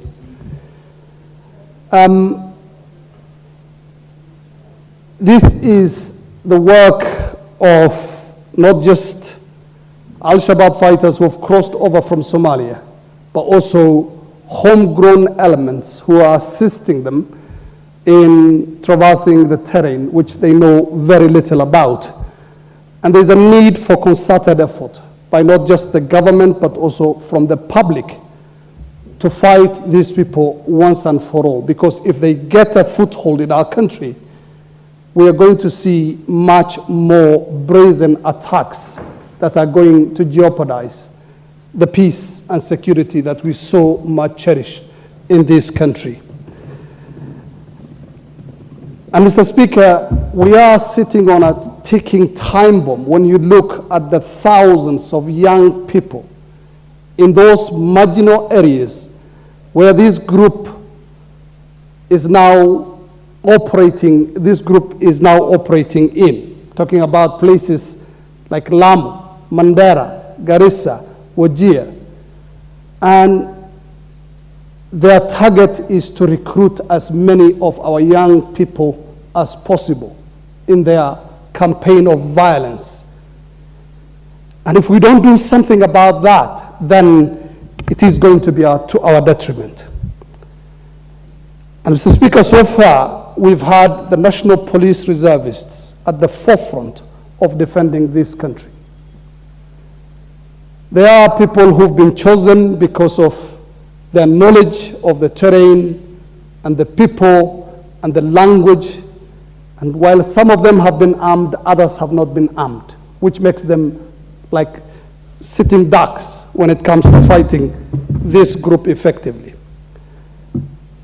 And there is a need to remunerate them better than they are right now, because we've seen, and particularly in my constituency, whenever they receive their remuneration, sometimes it passes 3 months before they are given their dues, they get deductions from senior police officers. And that is unacceptable. We need to give them proper uniform, proper training, and properly remunerate them so that they form the first line of defense to ensure that we do not get these attacks going forward. And Mr. Speaker, no amount of conventional warfare will work against this group. In the course of doing journalism over the past 25 years, I've covered groups like Boko Haram, Al-Shabaab, Al-Qaeda in the Islamic Maghreb. And these people are not only smooth and far-reaching, but also very difficult to detect. They make their entry even before their presence in a place is known. And we should not look at them like any other security threat. We are facing an existential threat, Mr. Speaker.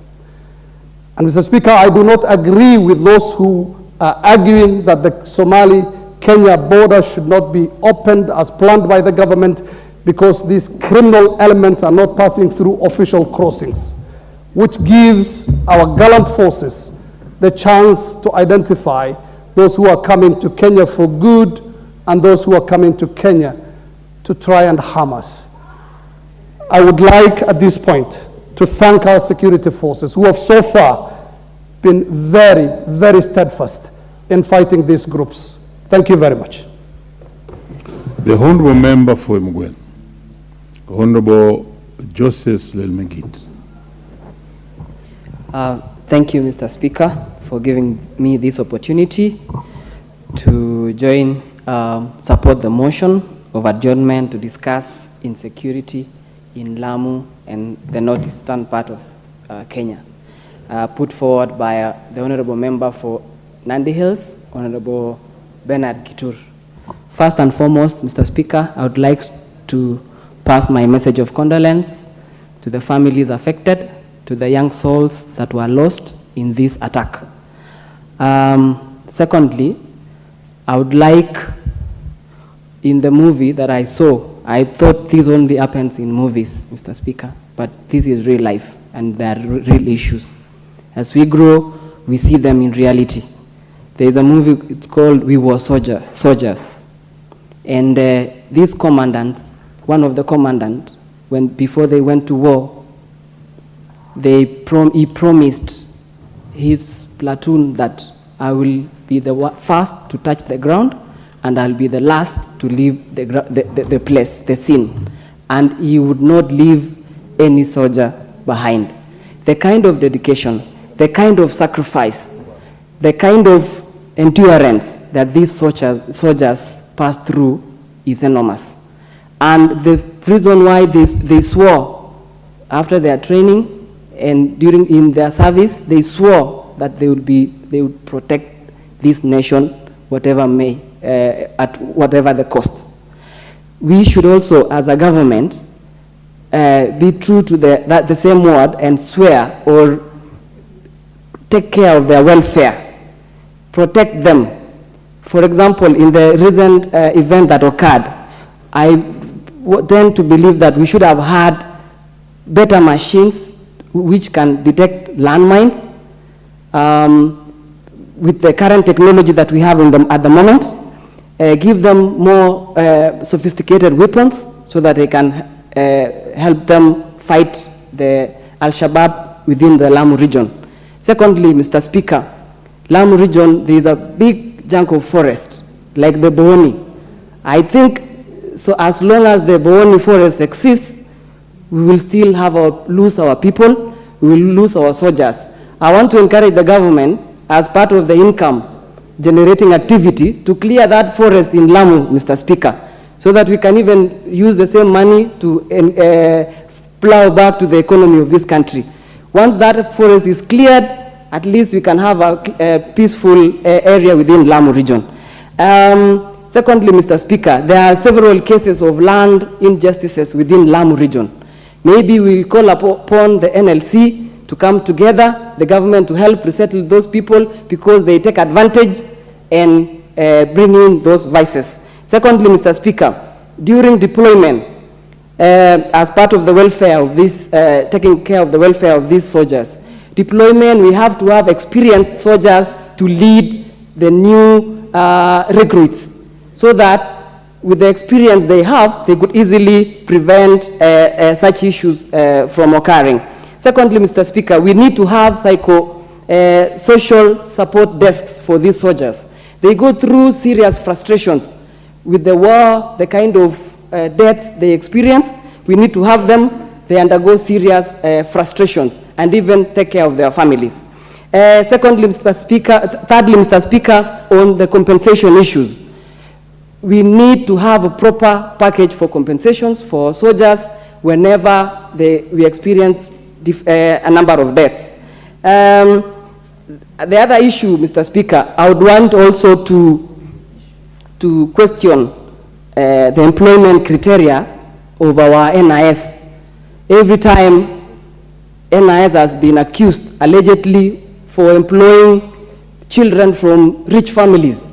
How can you send rich kids to do the security issues? They can't stay at night protecting the poor people.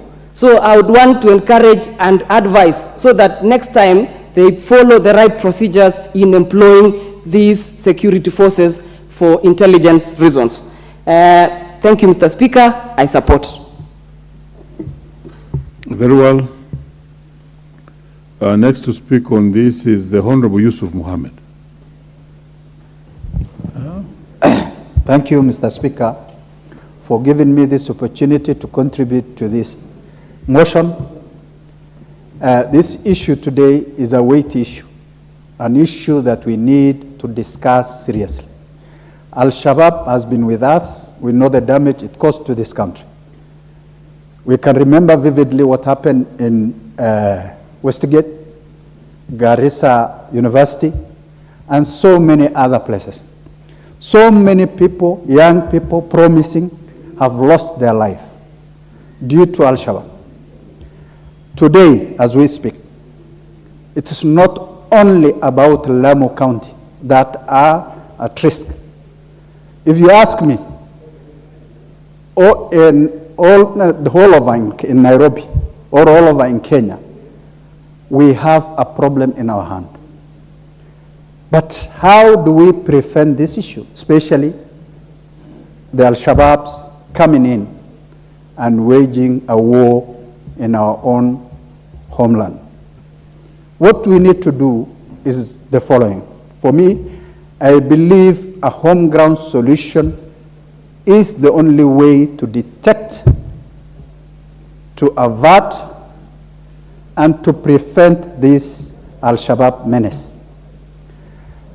If we can remember very well, after the Garissa University, the government of Kenya decided to have a different approach on how they used to deal with Al-Shabaab before.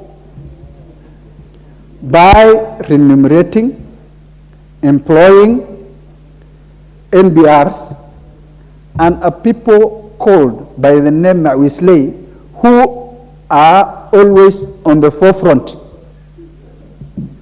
of all the border areas. These people were initially being remunerated well, paid well, but I don't know what happened recently. Things changed. Those people decided to leave those areas. And we are experiencing Al-Shabaab menace all over. In Mandera, in Wajir, in Garissa, in Lamu, and who knows where next. I want us to visualize and think of what happened during those times. Are we ready for the tragedies that happened during those times? No. If no, what this government needs to do is to remunerate, motivate, first the first line of defense, which are NPRs, to the special forces who are doing also great job in our borders.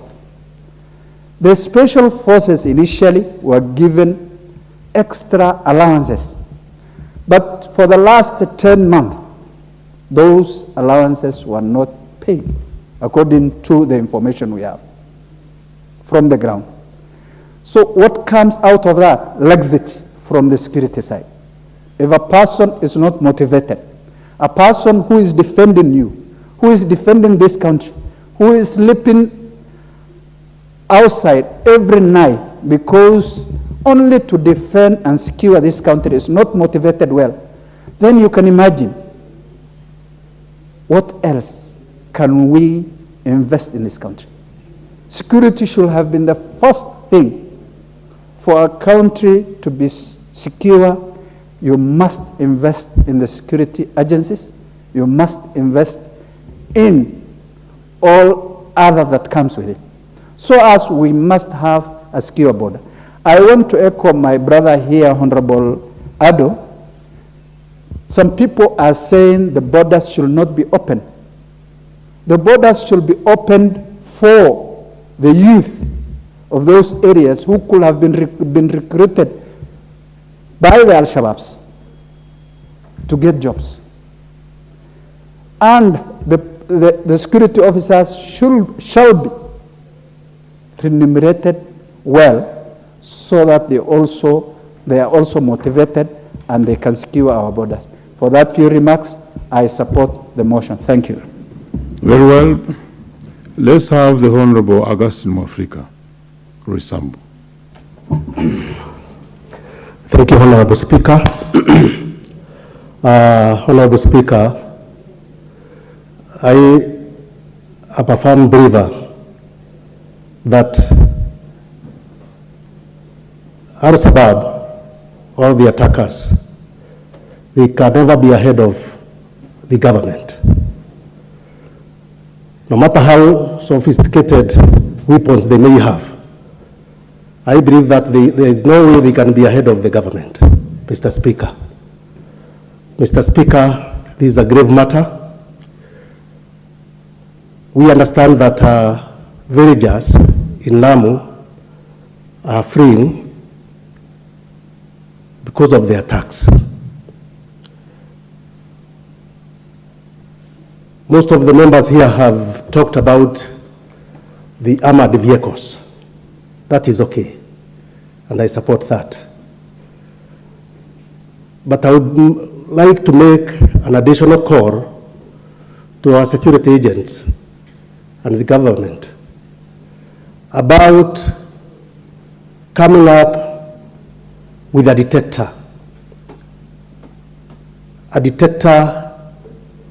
of the weapons they are using, the IEDs, because there are two common ways. The tactics they are using,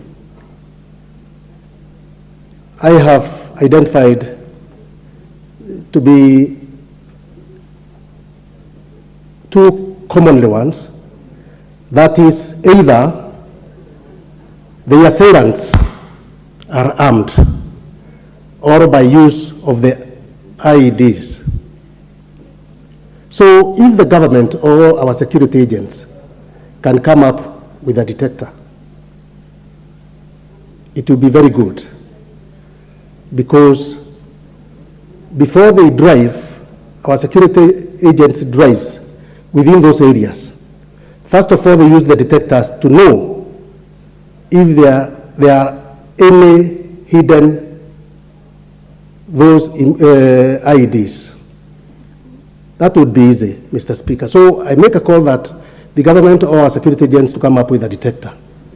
Mr. Speaker, here we may talk about those who have been killed, but there are so many others who have been left injured. I would like to request the government also to take care of the injured.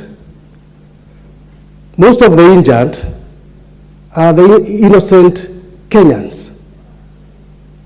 Innocent Kenyans who probably have nothing to do with that fight.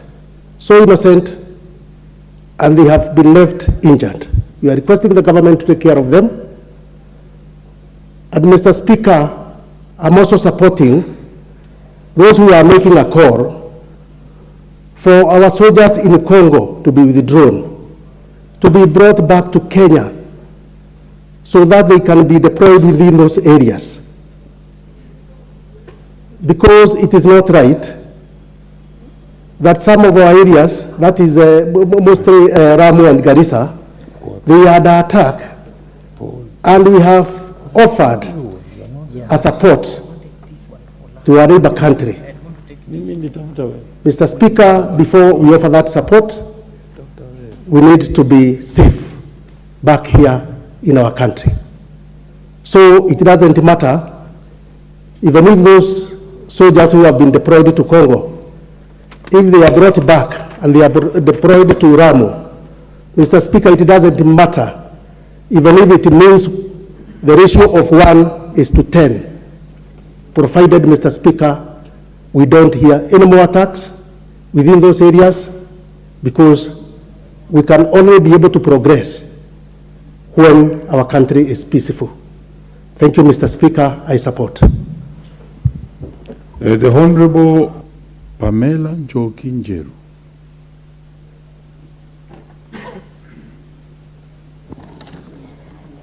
Thank you, Honorable Speaker, for this opportunity. Honorable Speaker, as much as we thank the government for the credible job being done matter security in our nation, I wish to reiterate that our security should not be compromised whatsoever. Honorable Speaker, as a member of Embu County and the Embu County Women Representative, and on behalf of the Embu community, I wish to convey my sincere condolences to the community of Lamu following the recent attacks that has led to loss of lives. Pamela Njoki-Njeru, as much as possible, speak on this matter. Don't read a speech. Yes, proceed. Sir. Thank you, Speaker. Honorable Speaker, I was in the line of giving my condolences on behalf of the Embu community following the recent attacks. Honorable Speaker, during the recent attacks in Lamu by the suspected gangs and terror attacks that has led to loss of lives and people being homeless and a lot of pain from women to children. Honorable Speaker, I wish to state that it is the high time the government equipped the KDF forces and other security agencies with the best machineries and ammunitions available so that indeed our country can remain safe.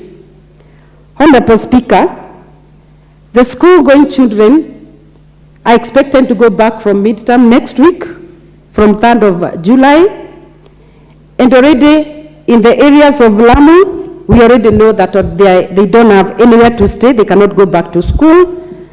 Honorable Speaker, I wish to state that the government should work and act in speed so that at least this matter can be resolved as fast as it can be done. In Salama and Juhud villages, we have had reports of loss of lives and even people who have already been paid enough and have been left homeless. Honorable Speaker, I wish to state that the government should move in as much as possible with a lot of speed and ensure that we, the people of Kenya, the people of Lamu, can stay in peace. As I conclude, Honorable Speaker, I wish to state that the government should explore the strategy of winners. Honorable Speaker, when exploring the secret of winners by the government should know that the life strategy matters most in the approach to circumstances and situations for us to be a winner or a champion. Honorable Speaker, the government needs to stay in the mood of lions. The mood of lions is the mood for winners. Honorable Speaker, I support. Thank you. The Honorable Joseph Oyula Butula. Thank you, Mr. Speaker, for giving me this opportunity to also add my voice to these insecurity issues. Mr. Speaker, may I start by sending my condolences to the families of the young officers who were killed in the recent attack in Lamu. Mr. Speaker, in fact, one of the officers who passed on comes from my constituency. He was a young officer who was just around 25 years of age, and we just lost him through this terrorism. Mr. Speaker, it's a high time that the government came up with a way of wiping out this insecurity in these areas. Lamu was once a good place to visit, but these days, Lamu has deteriorated alongside Mandera, Garissa, Wajir. Mr. Speaker, this having happened through landmines, I want to support what one honorable member said, that there should be a detector. Whenever these vehicles carrying soldiers are ahead, there should be a vehicle that can identify or detect some of these landmines, which end up harming our young officers. Mr. Speaker, the time is ripe now for the government to take decisive action to make sure that we do not lose many officers as it has been in the past. Mr. Speaker, I want to support this motion, and I will urge the government to take it seriously to ensure that in future our armed officers are properly taken care of. Mr. Speaker, having said that, I would also want to ask the government to move very fast in releasing compensation to the families of the deceased. The families of the deceased are left in a very awkward situation with a lot of pain. So anything that can soften them up should be released as soon as possible.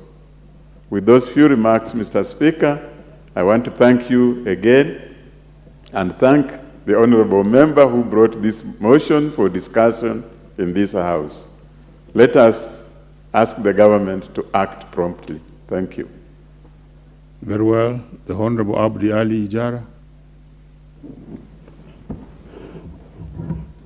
Thank you very much, Mr. Speaker, sir, for giving me this opportunity to contribute in this adjournment motion of discussing insecurity issues in Lamu County and the entire Northeastern, more particularly Garissa County, from the constituency I represent. First and foremost, I want to send my condolences on behalf of Ijara constituency, the families who lost their loved ones, the KDF's forces. Mr. Speaker, as I stand here, Ijara constituency, we have lost one KDF officer who was based in Ijara constituency because of this attack that happened in Handaro location. The name of that officer is called Saddam Abdullah. He comes from a humble family in a place called Hara in Masalani division. Also, one of the officer who got injured is from Ijara constituency in the recent Lamu attack by the name Abdurrahman Ahmed Bashir. As you know that this Al-Shabaab is a very dangerous terrorist organization, and if you just see it, the entire northern Kenya, we are lagged behind in terms of development, including even we don't have basic things like roads, electricity, network. If I just take a clear example in Ijara constituency, we don't have networks in places like Handaro, El Kambere, Gedulun, and those are areas which are near to the Lamu, to the Boni forest, and that is where they always hide these Al-Shabaabs. And because of that, Ijara constituents and the entire northern counties, they don't access the basic NGOs.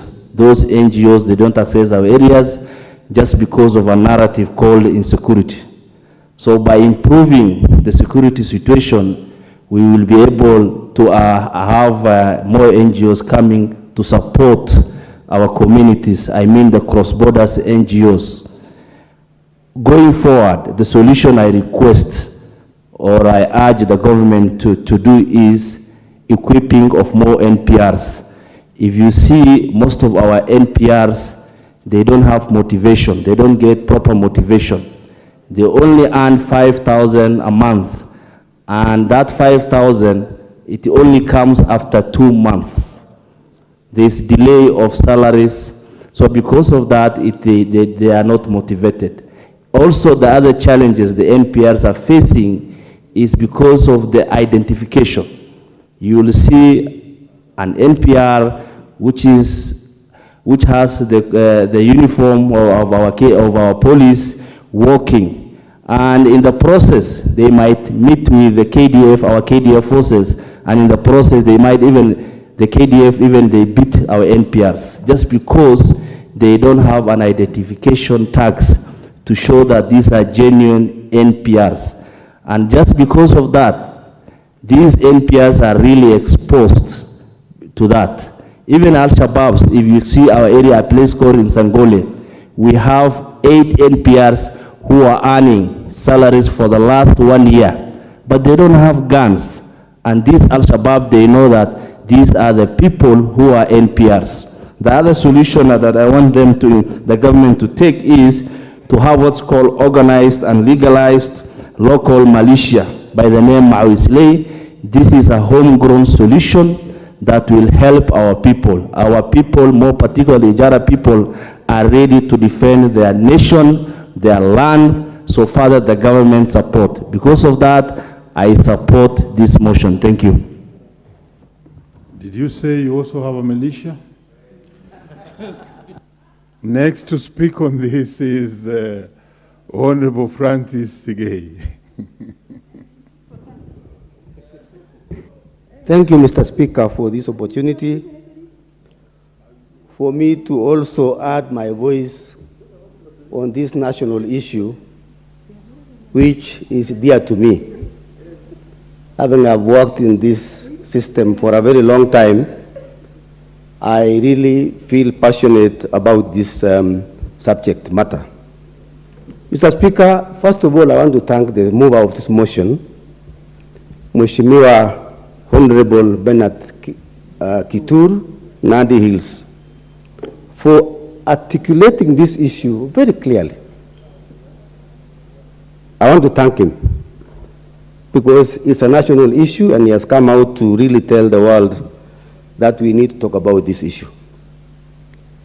Having said that, Mr. Speaker, I want to also send my condolences to the families and the soldiers who have lost life during this operation. Mr. Speaker, I've been watching on the TV the kind of agony which our people are facing in Lamu. People have been displaced. And yesterday I was watching them being returned to the original places. I'm not even sure whether those places are safe now to go back to. But Mr. Speaker, I want to express my sympathy on this particular issue. Mr. Speaker, I am a member of our National Administration and Internal Security, and I want to support my chairman. And Mr. Speaker, if my chairman has spoken on several issues, I really wouldn't like to go through what he has said. But I want to support him, that we in the committee are really supporting our security forces. And in the recent budgetary process, we were able to enhance their finances. Mr. Speaker, but I want to speak here today as a member of Soti constituency. Mr. Speaker, on Saturday, we buried a young man who was working with KDF by name Justus Kipkorir, a very young soul. And Mr. Speaker, it was a very sad moment to have lost this young man who left a widow, a very young widow. And Mr. Chairman, Mr. Speaker, I would like to support whatever my colleagues have said, that we need to look at the compensation to these lost souls. Mr. Speaker, a lot of issues came out during that funeral. One, and which people are asking me, and I want to say this, is about the criteria which the system use to identify officers who are going to this battlefront. This young man, Mr. Speaker, only joined the service in 2021. And Mr. Speaker, people are expressing their doubts whether these people are experienced enough to go and be in the forefront. People are also asking me hard questions. One was about the kind of living conditions in which our officers are living. And Mr. Speaker, we are going to discuss this in our committee. As a member of the committee, I would like to discuss this issue. But Mr. Speaker, I want to mention one person who has done a very good job in this government. And this is the CS Administration and National Security, Professor Kindiki Kindure. I'm happy, Mr. Speaker, that he has been able to stop the wanton destruction of lives in the North Rift, and that we are now reporting peaceful areas of the Rift Valley, the northern part of our country. And I want to thank him for doing this. We also I want to say that we in the committee are advocating also for modernization of whatever equipment our officers are using. And very well, you have had your bite, and I want to encourage the members to be as brief as possible to allow all the members have a bite on this. Let's have Honorable Dido Raso. Thank you very much, Honorable Speaker.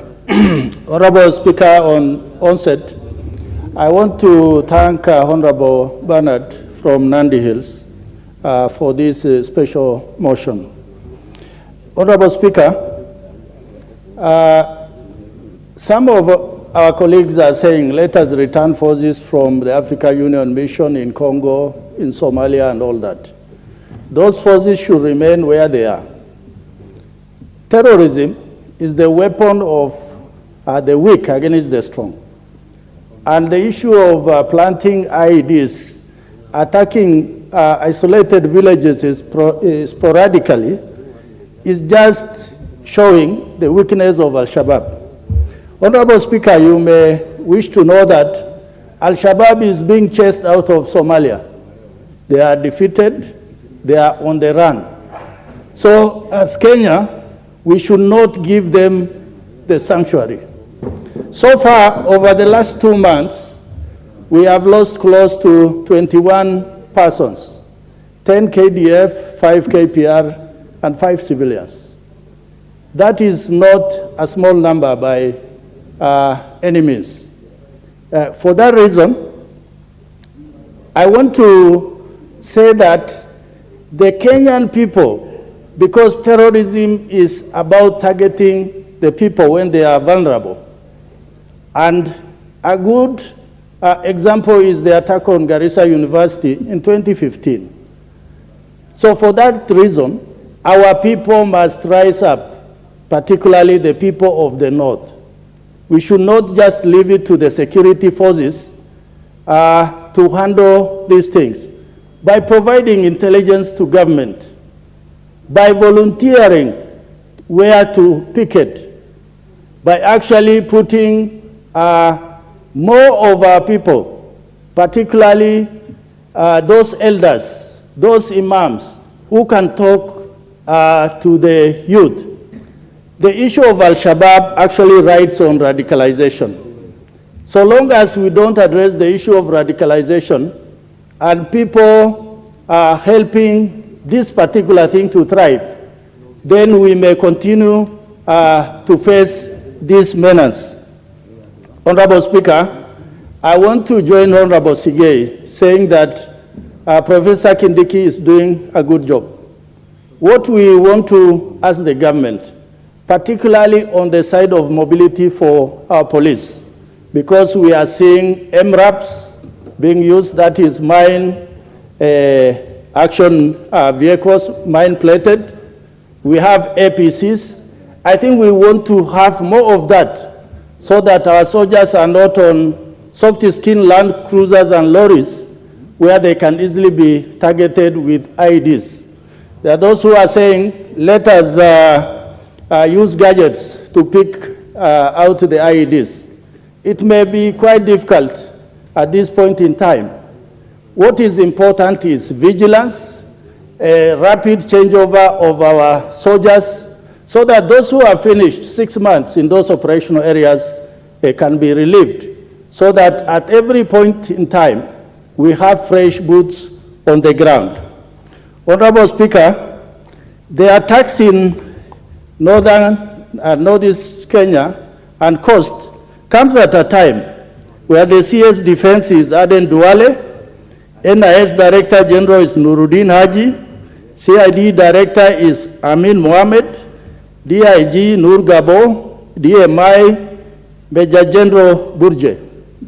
These are among the most qualified people who I think Al-Shabaab have made a big mistake that the people of the North, actually I think they are up to the task.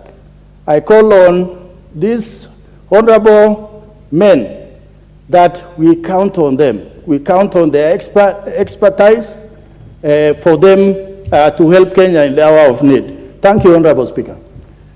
Very well. Honorable Farah. Mr. Speaker, thank you very much. I also wish to weigh on this issue. It's very close to our hearts. And we know the problem, those of us who come from the north and the contiguous districts of Lamu and Tana River. As a matter of fact, my two very good young men here, I don't know what I should call them my sons because they're all younger than my son, except the first one is older than my son. Honorable Yaqub and Honorable Ali of Ijara. they have a very tough task right now, just navigating through their constituencies to be able to give attention to their constituencies and see how they can deliver development. They literally have to go with a convoy of security men and women. Mr. Speaker, I'm very happy. I've had Sigei. Sigei was a DC in Garissa when we were going through a similar problems many years back in the 90s. And we did a fantastic job then. The manner in which you deal with these people has got to be very specialized, and Kala Russell will tell you that. You don't use a conventional force. When you say bring up back our forces, this is not numbers. They go in small numbers of 5, 4, 6, and they carry out these problems.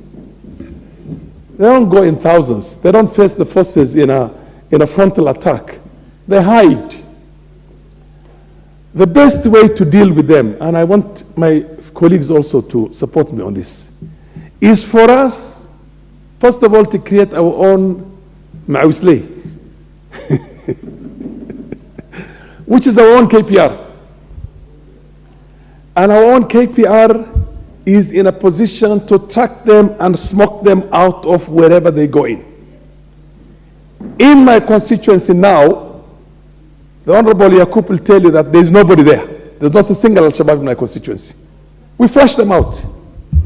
And I spend my own resources to send those young men to follow them on foot and track them. And just the other day, they tried to attack outside Hame, and you heard what happened to them. 4 of them were brought down.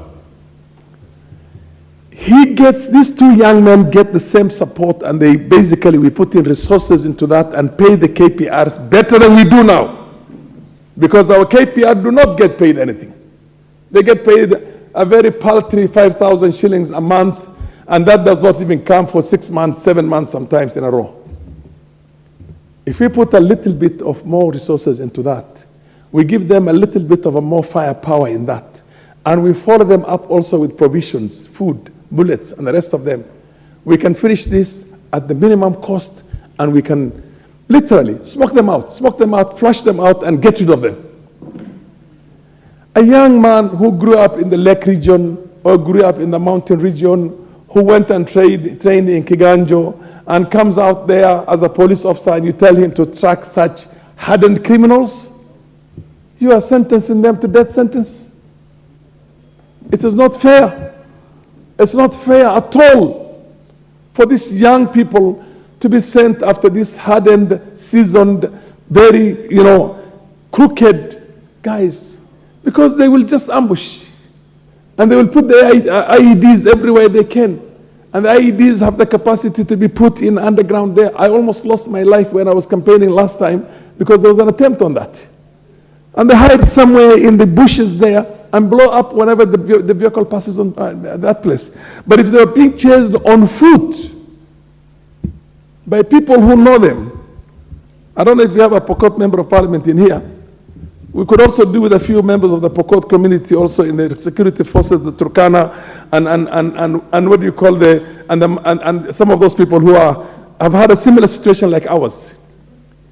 We've chased them and we smoked them out. The Borans, the Somalis. These are the people, give me just a few more minutes, 2 more minutes. These are the people who basically know how to deal with that.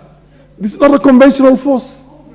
Homegrown, you need to get people who understand the way they work and put a little bit of resources into those people. We'll flush them out. They'll get rid of them all. You don't need any sophisticated military mechanism and the rest of it. We just need to be smart. So I'm... No, thank you. I've had your bite. Members have been here, senior. So let me have Honorable Jackson Lekumontori, Samburu, yes. He's also a person from those areas. Proceed. Thank you, Honorable Speaker. I also want to support this motion. Honorable Speaker, this issue has been there for quite some time, and we have lost many of our soldiers over a period of time. And Honorable Speaker, Al-Shabaab can be from outside as well as from within. These are young people from all over Kenya. Recently, Honorable Speaker, I was surprised some people who are caught up by the military personnel coming from Samburu even. There are even those from those areas. And I think, Honorable Speaker, sometimes maybe we get information from the outside world that Al-Shabaabs are going to attack somewhere. And I think even our military intelligence, Mr. Speaker, they need really to be empowered because these guys are hitting within. And if you look at the issue of Lamu, Mr. Speaker, we lost so many people. And if you see the situation currently in Lamu, it is a pathetic one. People are not sleeping. In fact, yesterday I was watching from the television that the people are really worried when it comes to night. They have to go and sleep in schools. And I think, Mr. Speaker, it is very important. And when we are discussing these issues, because if Lamu is not safe, nobody is safe, Mr. Speaker. And the Al-Shabaab menace, unless the government is coming strongly to deal with this issue, Mr. Speaker, I think it is very important for us to support the government, the military personnel, so that we can have peace within our country. Thank you, Mr. Speaker, for the chance. Very well. 2 minutes. Let's give to Honorable Paul Biego. Please, 2 minutes. Thank you, Mr. Speaker, sir, for giving me this opportunity. And first and foremost, I must congratulate my brother who brought this motion, Honorable Kitur, because as much as how he's coming from the North Rift, he has brought an issue of national importance. Mr. Speaker, sir, insecurity in the entire Northeastern, especially Lamu, has become something of our concern. And I also echo the sentiments made by earlier members that we need to have gadgets which detect the IEDs. We also need to equip our guards or our security personnel with armored vehicles. And taking into consideration that these children of our parents, and they are needed in society, Mr. Speaker, sir. Their parents also and their children and families need them, so it's very important for us to give them proper ammunition.